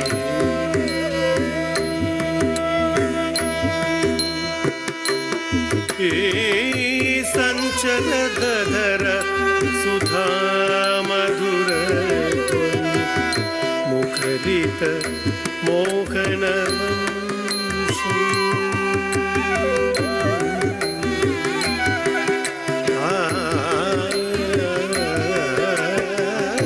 संचरदर सुधा मधुर ध्वनि, मुखरित मोहनवं संचरदर सुधा मधुर ध्वनि, चलित मोहनवं चलित दृगञ्चल चञ्चलमौलि कपोल विलोल पतंसं चलित दृगञ्चल चञ्चलमौलि कपोल विलोल पतंसं रासे हरिरि विहित विलासं रासे हरिमिक विहित विलासं स्मरति मनोमन कृतपरिहासं रासे हरिमिक विहित विलासं स्मरति मनोमन कृतपरिहासं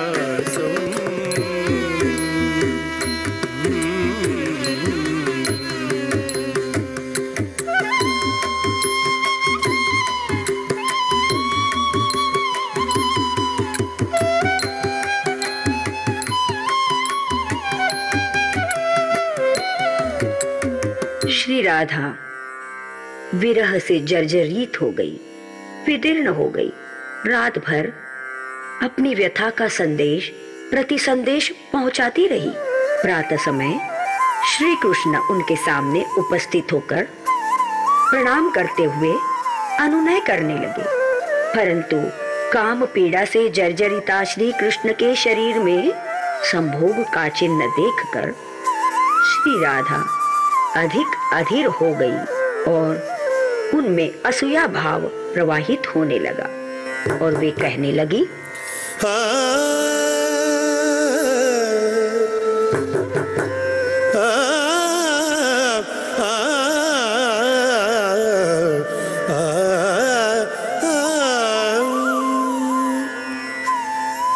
रजनी जनित गुरु जागर राग कषायित अलस निवेशो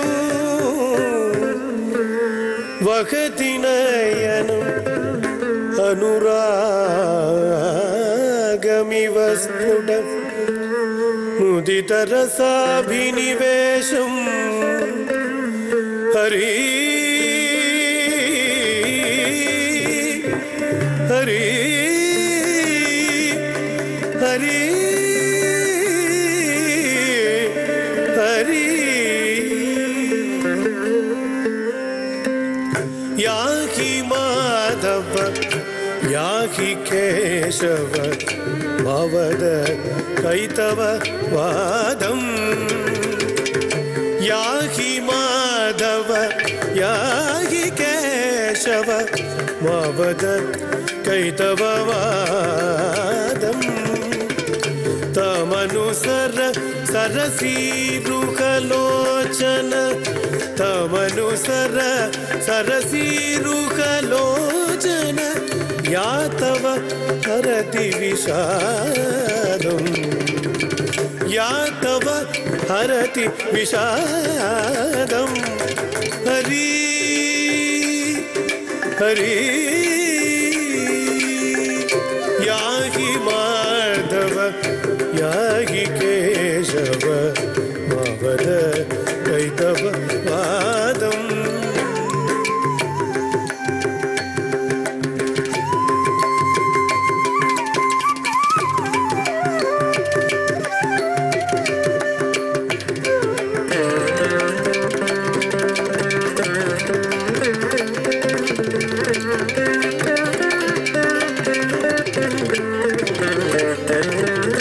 कज्जल मलिन विलोचन चुंबन विरचित नीलिमरूपं कज्जल मलिन विलोचन चुंबन विरचित नीलिमरूपं दशनवसन वरुणं तव कृष्णा तनोदितनोरनुरूपं दशनवसन अरुणौ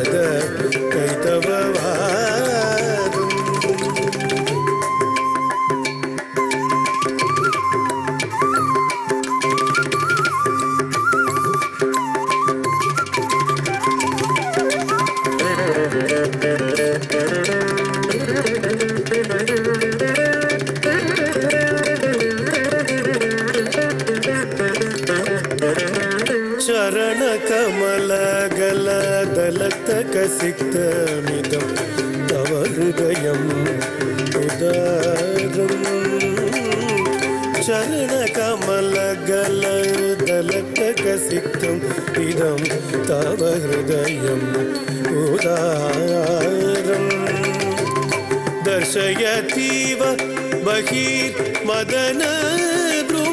नवकिसलय परिवारम् दर्शयतीव बहिर्मदनद्रुम नवकिसलय परिवारम् हरि हरि याहि माधव याहि केशव नारद कैतव पादम्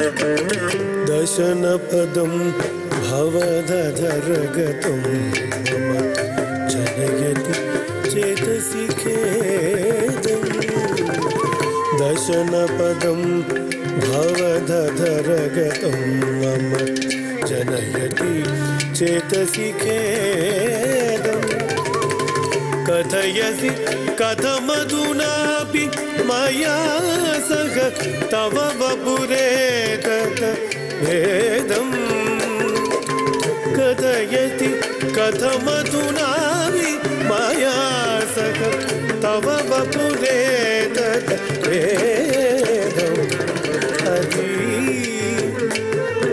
हरि।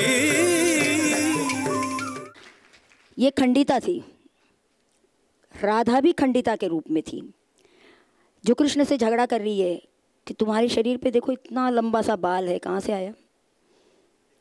तुम्हारे यहाँ पे कुछ लाली दिख रही है, तुम्हारी आँखों पे कुछ काला अंजन है, ये सब आया कहाँ से? तो ये प्यार भरा एक उनका जो राधा कृष्ण का प्रेम और बाद में उनके संभोग श्रृंगार की भी वर्णन है, स्वाधीन भर्तृका नायिका करके उसकी वर्णन है। तो ये था हमारा अभी जो बता रहे थे दीदी कि अनुकृति और इतिहास के बारे में मैंने पहले ही कुछ बताया है, और इसके बाद में हम कुछ समय की मर्यादा से लेके हम इंटरलिंक पर चले जाएंगे। इंटरलिंक की बहुत इम्पॉर्टेंट बात है।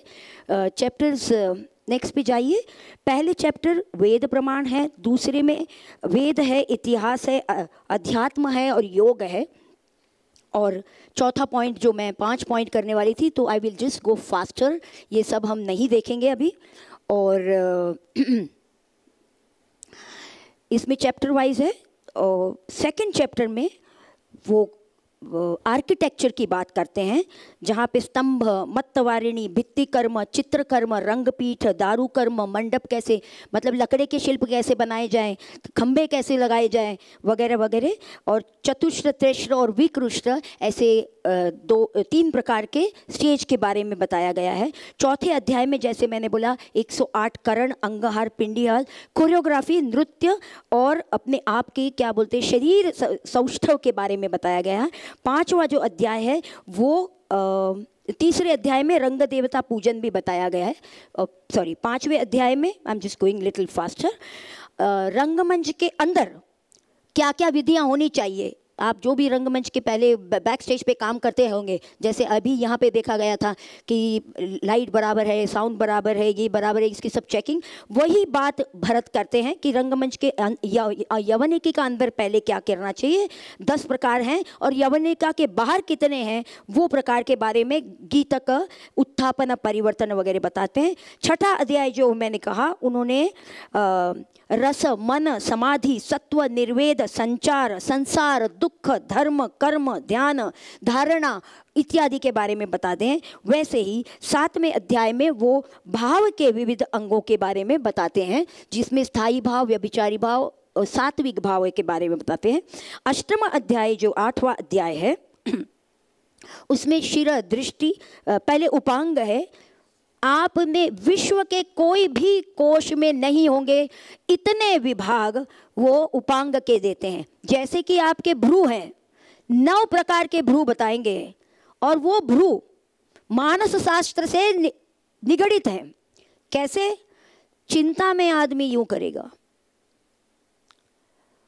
आश्चर्य में, क्वेश्चन में, पातन कब है, उत्पन्न कब है, एक कब है, उसके बारे में। भ्रू तो छोड़िए, आंखें की लीड्स हैं, वो कितनी बार फरकती हैं, कौन से भाव में होती हैं, आपके मन में क्या विचार है, तब आपकी ये पलक झपकती है, उसके बारे में भी बताते हैं वो भरत। यानी भरत सिर्फ, क्योंकि हमें तो अभिनय करना है ना, अभिनेता को तो अभिनय करना है, तो अभिनेता अभिनय कैसे करेगा? गुरुजी का एक छोटी सी बात है।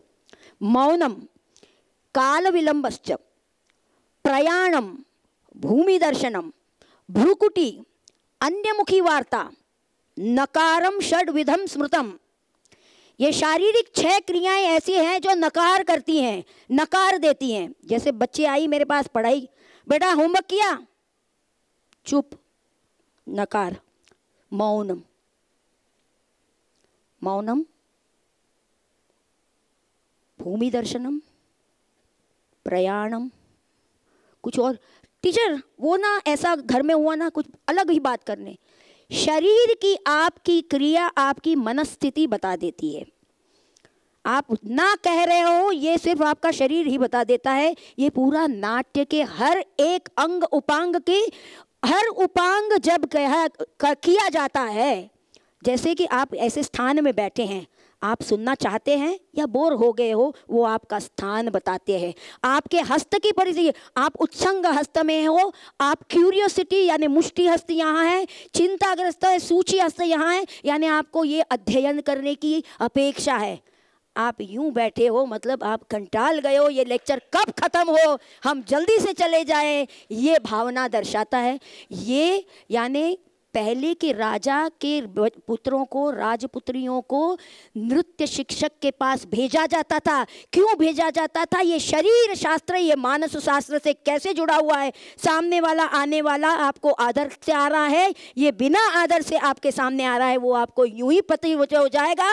ये नाट्य सिखाता है, ये नृत्य शास्त्र सिखाता है, और यही शास्त्र सीखना है, यही शास्त्र हमें मनुष्य के शास्त्र को सिखाता है। और इसीलिए ये अंग उपांग और के जो 5 चैप्टर हैं वो बिल्कुल खाली ना जाने पाए। हर एक हस्त, हर एक स्थान, हर एक मंडल, हर एक चारी गति ये दर्शाती है कि आपके मन में क्या है। और हम लोग हमारे गुरुजी के घर में जाने डरते थे, क्योंकि वो जान लेते थे कि आज हम गुस्से में आए हैं, नाराज़ होके आए हैं, या बॉयफ्रेंड से मिल के आए हैं। तुरंत कहते थे बेटा हाथ पैर धो के आओ, जाओ स्वच्छ होके आ जाओ, तो समझ लेना कि गुरुजी समझ गए हैं। सो ये बात हमें नाट्य सिखाती है। और यानी जब हम नाट्याचार्य के पास जाए तो बहुत अंडर बजट करके नहीं जाना चाहिए। वो आपको इन एंड आउट देख लेते हैं कि आप उनके बारे में क्या सोच रहे हैं, कितनी गालियां अंदर दिल में दे रहे हैं, वो भी बताते, क्योंकि वो भाव है भाव छुपाना, वो भी एक भाव है। व्यभिचारी भाव में भाव छुपाना भी एक भाव है, और वो कैसे दर्शाया जाता है उसके बारे में भी चर्चा की गई है। तो ये हुआ उपांग और अंग के बारे में। उसके बारे में कौन सा है? हाँ, चारी अभिनय, चारी विधान है। अभी ये चारी के 10वें अध्याय में बहुत ही इम्पॉर्टेंट है कि चारी यानी बहुत मेहनत करना, बहुत शारीरिक श्रम करना। तो इसी अध्याय में वो व्यायाम का डेफिनेशन देते हैं। तैलाभ्यक्तेन गात्रेण यवागु मृदितेन च व्यायाम कारयेद भित्तावकाशिकेन तथा। यानी अंगहार तथा चारी के अभ्यास के कृत पृथ्वी पर या ऊंचे ऊंचे स्थान पर यानी अटारी में जाके खुले स्थान पर, या तो ज़मीन पर या तो खुले स्थान पर तिल के तेल की मालिश करिए, या तो जौ के पीठ से मालिश करिए, या तो तिल का तेल लगाने के बाद जौ के पीठ से मालिश करिए, तो आपका शरीर सौष्ठव बना रहेगा, ऐसा कहते हैं। और इसी में भूमि पर ही व्यायाम करना चाहिए, गद्दे पे जाके व्यायाम नहीं करने चाहिए बता रहे हैं, और पृथ्वी पर फैल के शरीर पर व्यायाम करने चाहिए उससे। और जब वो और भी कहते हैं कि जब शरीर स्वच्छ न हो, शरीर थका हुआ हो, शरीर भूख और प्यासा हो, और तो बहुत ज़्यादा पानी पी लिया हो या तो बहुत ज़्यादा खाना खा लिया हो, तो व्यायाम नहीं करना चाहिए। और योग्य शिक्षक के पास जाके ही व्यायाम करना चाहिए। उन अधिक अलंकार नहीं धारण करने चाहिए। यहीं पे वो नस्य, बस्ती, आयुर्वेद, इन सभी की बातें यही अध्याय में करते हैं। और 11वें अध्याय में, 10वें और 11वें अध्याय में आहाराधिष्ठिता प्राणः प्राणे योग्याः प्रतिष्ठिताः, आहार ही आपका प्राण है, इसलिए योग्य आहार करना कितना ज़रूरी है उसके बारे में बताते हैं। 12वां अध्याय जैसे गति प्रचार, मैंने कहा कि ठंडी में, गर्मी में, ऋतुओं में ब्राह्मण, क्षत्रिय, वैश्य, शूद्र की गति, डर के मारे गति वगैरह सर्व गतियाँ, इसमें साइकोलॉजी है, सोशियोलॉजी है, शिल्प शास्त्र है, चित्र शास्त्र है और एंथ्रोपोलॉजी भी है। इसके बाद आती है कक्षा, प्रवृत्ति और धर्मी। कक्षा प्रदेश में, दूर के प्रदेश में, पास के प्रदेश में और मध्य प्रदेश में कैसे कैसे अभिनय किया जाए उसके बारे में बताया गया है। और एंथ्रोपोलॉजी का भी बहुत अभ्यास इसमें है, ज्योग्राफी की बात भी की गई है। मैं ज़्यादा समय नहीं लूँगी, आई विल गो फास्टर। 14वां अध्याय है linguistic science, grammar, language of the communication. ये संस्कृत पाठ्य स्वर, व्यंजन, आख्यात, उपसर्ग, प्रत्यय, तद्धित, संधि, समास, पूरा ग्रामर, गुरुजी जो भी ग्रामर के बारे में आप चाहिए, पूरा नाट्यशास्त्र का ये पूरा अध्याय बताता है कि ग्रामर की कितनी ज़रूरत एक नाट्यकार को होती है। उसके बाद 15वां अध्याय छंद अध्याय, मालती, तनु मध्या, विद्युत लेखा, इंद्रवज्रा, छंद जैसे अनेकों छंद के बारे में जो आज मौजूद नहीं है, वैसे भी creative and imaginative. Poetic science, poetry promotes literacy and builds the community and emotional religion. Poets and scientists are similar in the curiosity and observation and patience. So for the poet, whatever is necessary, the scientist also must know the poetry, and poet must know the science. It's equivalent. That is what is showed in this Chanda Adhyay. Next week comes is the 16th chapter, Kavya Lakshanam, the rules of the Indian poetry, जहाँ पे उपमा अलंकार, रूपक अलंकार, यमक अलंकार etcetera अलंकारों के बारे में बताया गया। 17वां अध्याय है काकू, स्वर और व्यंजन के बारे में है। 18वां है दशरूपक, जो बहुत ही फेमस है, नाटक, प्रकरण, अंक, व्यायोग इत्यादि। उसके बारे में बाद में कभी समय मिला तो बात करेंगे। उसके बाद में नाट्यशास्त्र का 19वां अध्याय है इतिवृत्त। इतिवृत्त यानी कथा, नाट्य की कथा कैसी होनी चाहिए, नृत्य की कथा कैसी होनी चाहिए, स्टोरी कैसी होनी चाहिए, ये बहुत, क्योंकि इतिवृत्त ही नाट्य का जीवन है। हमारी जीवन ही एक नाट्य है, तो हमारा जीवन कैसा होना चाहिए इसके बारे में वो खुद बताते हैं कि हमारा इतिवृत्त बीज बिंदु पताका प्रकरी से लेके हम छोटे होते हैं तब सीखना सीखते हैं, फिर अपने पैरों पे चलना सीखते हैं, फिर ये जो 4 आश्रम की बातें की गई है वो हमारा इतिवृत्त इसी में दिखाया गया है। उसके बाद आता है वृत्ति विकल्पनम, the psychopathology.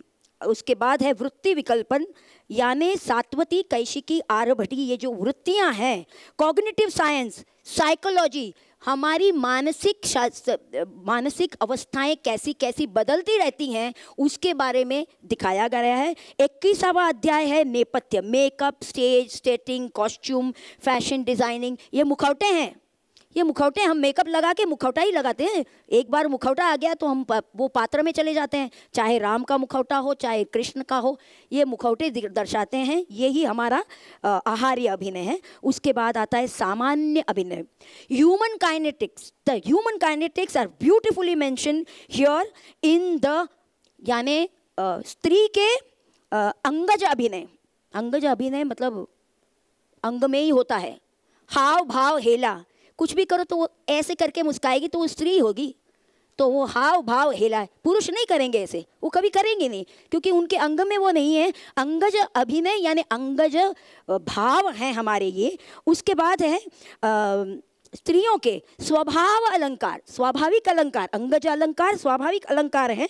Leela Vilas विच्छति विभ्रम will kill किंचित मोट्टाइत। मैंने इसको, हम इसको क्यों ह्यूमन काइनेटिक्स कहते हैं, क्योंकि उसमें स्त्री के अलग से गुण और अलंकार, पुरुष के अलग गुण और अलंकार, स्त्री सहज अलंकार और पुरुष सहज अलंकारों के बारे में इतना ब्यूटीफुली बताया गया है कि आप उसको पढ़ोगे तो ऐसे लगेगा कि हम पूरा मनुष्य शास्त्र ही पढ़ रहे हैं। ये 24वां अध्याय। उसके बाद है फ्रेंडशिप, यानी कि वैशिकोपचार, मैसेंजर कैसे होना चाहिए। आपके पास दूती, हमने इसको कहा कि अबे जरा इधर जाके ये बता दे, वो कुछ तीसरी बात उसके कान में कहेगा, चौथा उधर कहेगा, और 5वें तक आने तक तो कुछ नई बात आ जाएगी। इसीलिए आपके पास दूती कैसी होनी चाहिए, आपके सहचर कैसे होने चाहिए, उसके बारे में बहुत बहुत बढ़िया। जिसको अगर राजा बनना है, जिसको अगर डायरेक्टर बनना है, कोई पोजीशन पे आना है, तो ये ज़रूर से पढ़िए कि इसमें वो कहते हैं कि आपके सहचर अनुयायी कैसे होने चाहिए। आगे जाते हैं। प्रकृति के बारे में, दिन रात सूर्य विद्युत उल्का इत्यादि चित्राभिनय के बारे में बताया गया है 24वां अध्याय, यानी ड्रामा डांस म्यूज़िक के बारे में, एक्टिंग के बारे में है 24।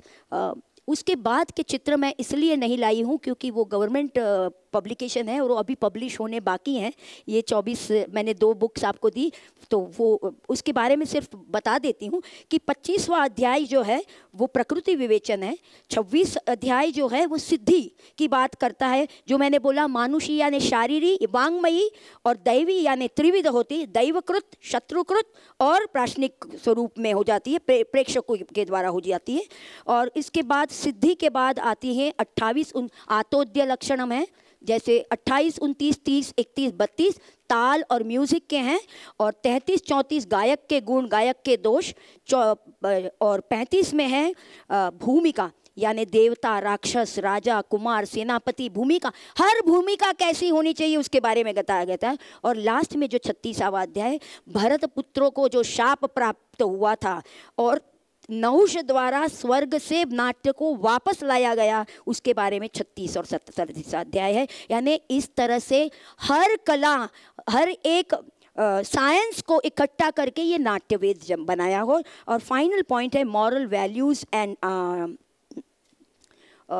मैंने पहले ही कहा था, गीतम नृत्यम वाद्यम प्रस्तार गमन क्रियां शिष्य निष्पादनम चैव षड आचार्य गुण।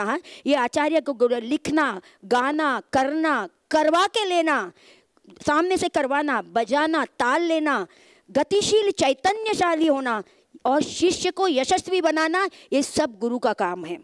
आगे जाके वो भी कहते हैं कि ऊह अपोह मति स्मृति मेधा इत्यादि भी गुरु के ही गुण हैं। और शिष्य के गुण कहते हैं wisdom, memory, praise, affectionate, very struggle करने की ताकत और एंथुजियाज्म होना बहुत ज़रूरी है। अगर सभागृह में कोई आंख बंद के सोया हुआ है तो ये शिक्षक को भी अच्छा नहीं लगेगा। उसके आगे जाके और जो गुण हैं उसके बारे में वो बात करते हैं। भावना जी आगे जाइए।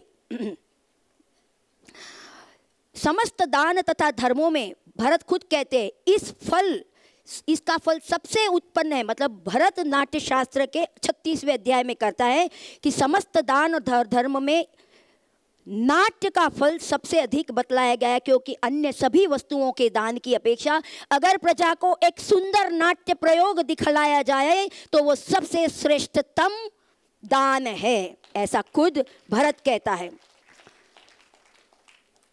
उसके बाद है राजा पूछते हैं 18वें अध्याय में कि भारत ही क्यों योग्य है, कस्मात् भारतम इष्टम वर्षेषु अन्येषु देवहितेषु। इतने सारी देव ने इतनी सारी भूमि बनाई है, सिर्फ भारत ही आप क्यों श्रेष्ठ बोल रहे हो, ऐसे उसका जवाब दे रहे हैं। तो भगवान भरत बहुत सही जवाब देते हैं कि नहीं, बहुत बढ़िया सा जवाब है उनका कि भारत भूमि योग भूमि है, बाकी सब भोग भूमि है।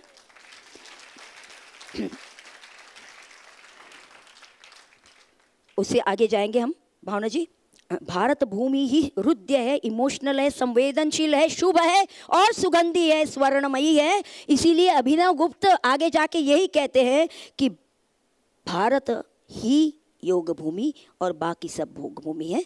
आगे जाके फाइनल एक ये वाला मुझे बहुत पसंदीदा श्लोक है कि लोकवृत्त को जो जानते हैं, शास्त्र बल को जो जानते हैं, कुल और शील से संपन्न पुरुष जो अगर योग्य मान उसे न मिला जाए तो वो वहाँ से निकल जाना चाहिए, वहाँ रुकना नहीं चाहिए कि क्योंकि विविध अर्थों से परिपूर्ण ऐसी ये पृथ्वी बहुत विशाल है। आप कहीं भी और चले जाइए जहां आपको सम्मान मिलता है, सम्मान ना मिले वहां कहीं नहीं रुकना चाहिए। देखिए ऐसे मॉरल्स नाट्य शास्त्र भी देता है। तो आप नाट्य पढ़ने वालों को या तो नृत्य करने वालों को अरे नाचने वाले आ गए ऐसे करके मत बुलाइए। वो सचमुच में आदरणीय होते हैं, वो भी ज्ञानी होते हैं, वो भी ज्ञान के करते हैं। और इसके बाद मैं वीडियो लाई थी मगर गुरुजी मुझे अभी कहा गया कि रूपम देहि जयम देहि यशो देहि द्विषो जयी का एक वीडियो है, अगर देखना चाहें तो वो देखें। और नहीं तो मैं एक लास्ट श्लोक बोलूँगी। उद्यमम साहसम धैर्यम बुद्धि शक्ति पराक्रमम षडैते यत्र वर्तन्ते तत्र देवो सहायका। जहाँ पे ये 6 गुण है, उद्यमम, साहस, धैर्य, बुद्धि, शक्ति और पराक्रम, भगवान को खुद आना है नीचे आपको मदद करने के लिए, कोई और चीज़ की ज़रूरत नहीं पड़ेगी। और मैं बाबा जी की प्रणाम करती हूँ, देवी माँ को भी प्रणाम करती हूँ। आप लोगों ने मुझे बुलाया, इतना मौका दिया और मैं कुछ नाट्य शास्त्र के बारे में कह सकी। अब अभी मैं आपको एक सीक्रेट बताऊं कि मेरा 20-25 दिन पहले बहुत बड़ा ऑपरेशन हुआ और मैं जस्ट बच के आई हूँ। सिर्फ ऊपर वाले ने मुझे भेजा है, इसीलिए मैं आज वीडियो प्रेजेंटेशन लाई, पूरा मैंने नृत्य नहीं किया। प्रणाम जी, प्रणाम। एक बार खड़े होकर के सब आपके लिए प्रणाम निवेदित करते हैं। ओम ओम ओम संजय जी।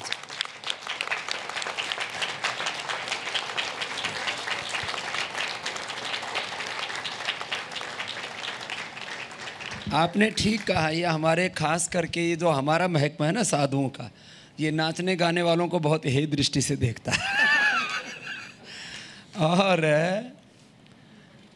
हम बहुत ही जैसे कहते हैं ना तपस्वियों का गुरुकुल, हमारे गुरुजी एक अलग ढंग की परंपरा में रचे बसे थे। तो हमारे यहाँ नृत्य तो बहुत दूर की बात, गाने को भी हे समझते थे।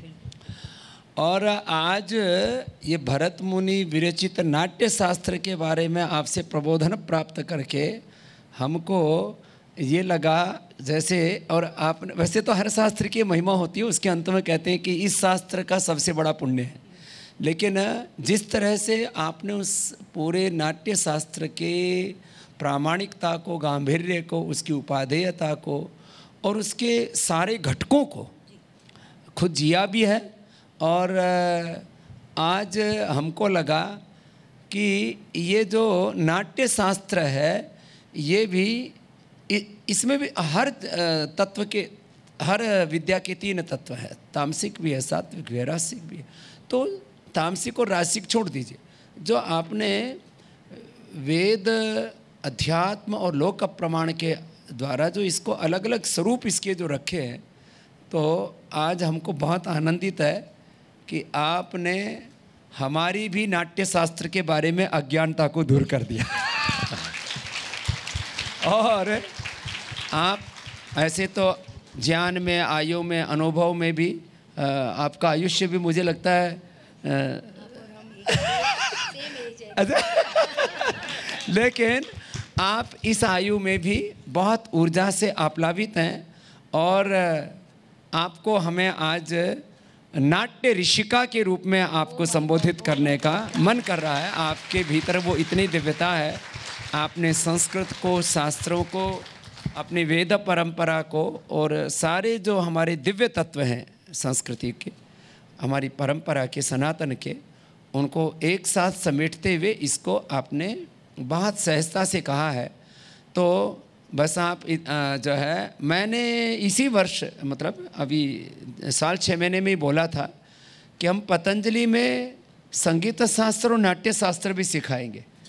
तो ये नाट्य शास्त्र सिखाने का जिम्मे आप पतंजलि में आप ही ले लो, ये आपको हम दायित्व देते हैं।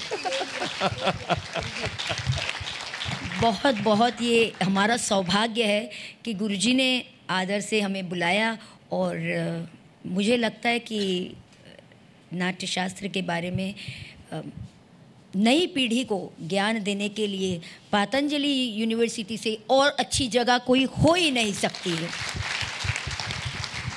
मैं यदि बालक होता तो आपका पहला स्टूडेंट मैं ही होता।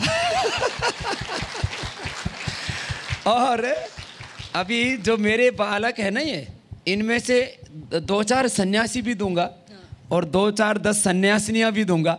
ये भी मेरी तरह से अज्ञानी है इस बारे में। तो हमारे सन्यासियों से लेकर के, और हमारे पास में 2+ एजुकेशन के 2, 3, 5 साल के भी बच्चे बेटे बेटियां हैं।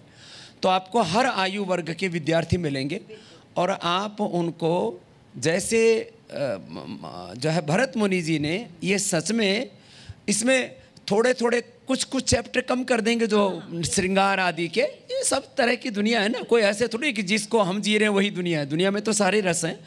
तो आप इन बच्चों को सिखाइए, और नाट्य शास्त्र का सर्वश्रेष्ठ स्वरूप हम पतंजलि से दुनिया के सामने जाए, ऐसा प्रयास करेंगे। ये मेरा सौभाग्य है और मैं स्वीकार करती हूँ गुरुजी, आप जब भी बुलाएंगे दौड़े चले आएंगे, और पूरा कोर्स हम हमारे पतंजलि विद्यापीठ में बनाएंगे। जी, अपने बच्चों को, शिष्यों को लगा देना बीच बीच में, तो आप आ ही जाना। फिर बाद में तो आपको भी सन्यासी होना ही है। क्योंकि अब जब हमने हाँ, वो मतलब वो तो है ही स्वभाव से, तो आप सन्यासी। देखो जो है, एक वैसे तो नाट्य शास्त्र रस का ही विषय है, और रस से लेकर के रंगमंच तक आज हमने भी एक विद्यार्थी की तरह आपसे बहुत कुछ सीखा है। तो ये तो एक प्रक्रिया हुई, एक प्रबोधन की, लेकिन प्रशिक्षण की बहुत गहरी साधना है, हमको इसका अनुभव है। तो आप इसको खूब अपने शिष्यों के द्वारा, प्रशिक्षकों के द्वारा आगे बढ़ाइए, और आप इसका पूरा मार्गदर्शन आप कीजिए। आपका नाम भी संध्या है, और हम तो रोज़ ही संध्या करते हैं। तो आपको बहुत बहुत अभिनंदन, बहुत बहुत आशीर्वाद।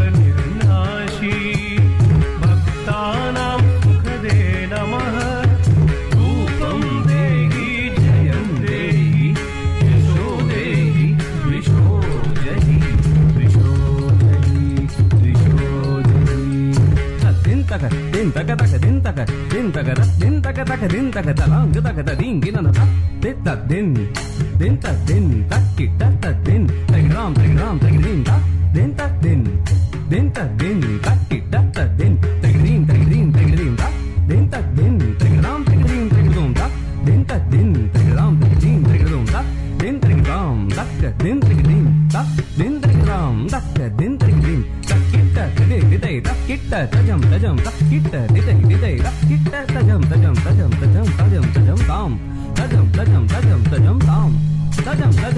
tam रक्त बीज बधे देवी चंडमुंड विनाशिनी रूपं देहि जयं देहि यशो देहि यशो देहि शुंभस्यैव निशुंभस्य कुम्भाक्षस्य च मर्दिनी रूपं देहि जयं देहि यशो देहि यशो देहि taka taka din ta din taka taka din tagra din taka taka din ta talang taka taka da dikita don ta din taka din ta tom tagra da din taka din ta tom ta tagra don ta din taka din ta dam ta tagra don ta din taka din ta tai ra ta tagra don ta din taka din taka dam ta din taka da dikita don ta din taka da nakita dam ta din taka da dikita don taka da dikita don dam taka da dikita don dam taka da dikita don taka da dikita don dam taka da dikita don dam taka da dikita don taka da dikita don dam taka da dikita don dam dam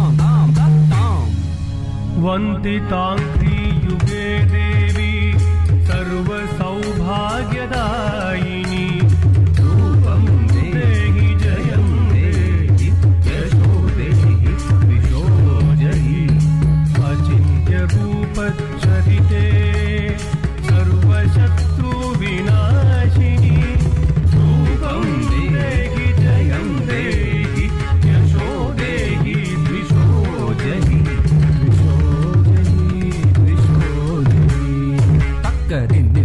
taka din taka da din taka da lang taka da dikita da din ta taka din taka din ta taka taka din tam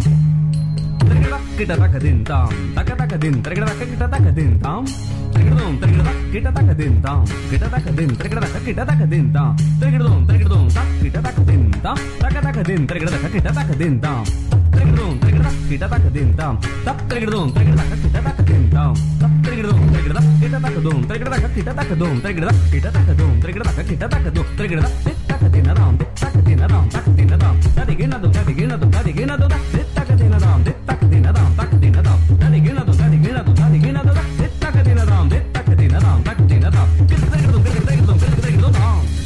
न तेभ्यः सर्वदा भक्त्या चण्डिके दुरितापहे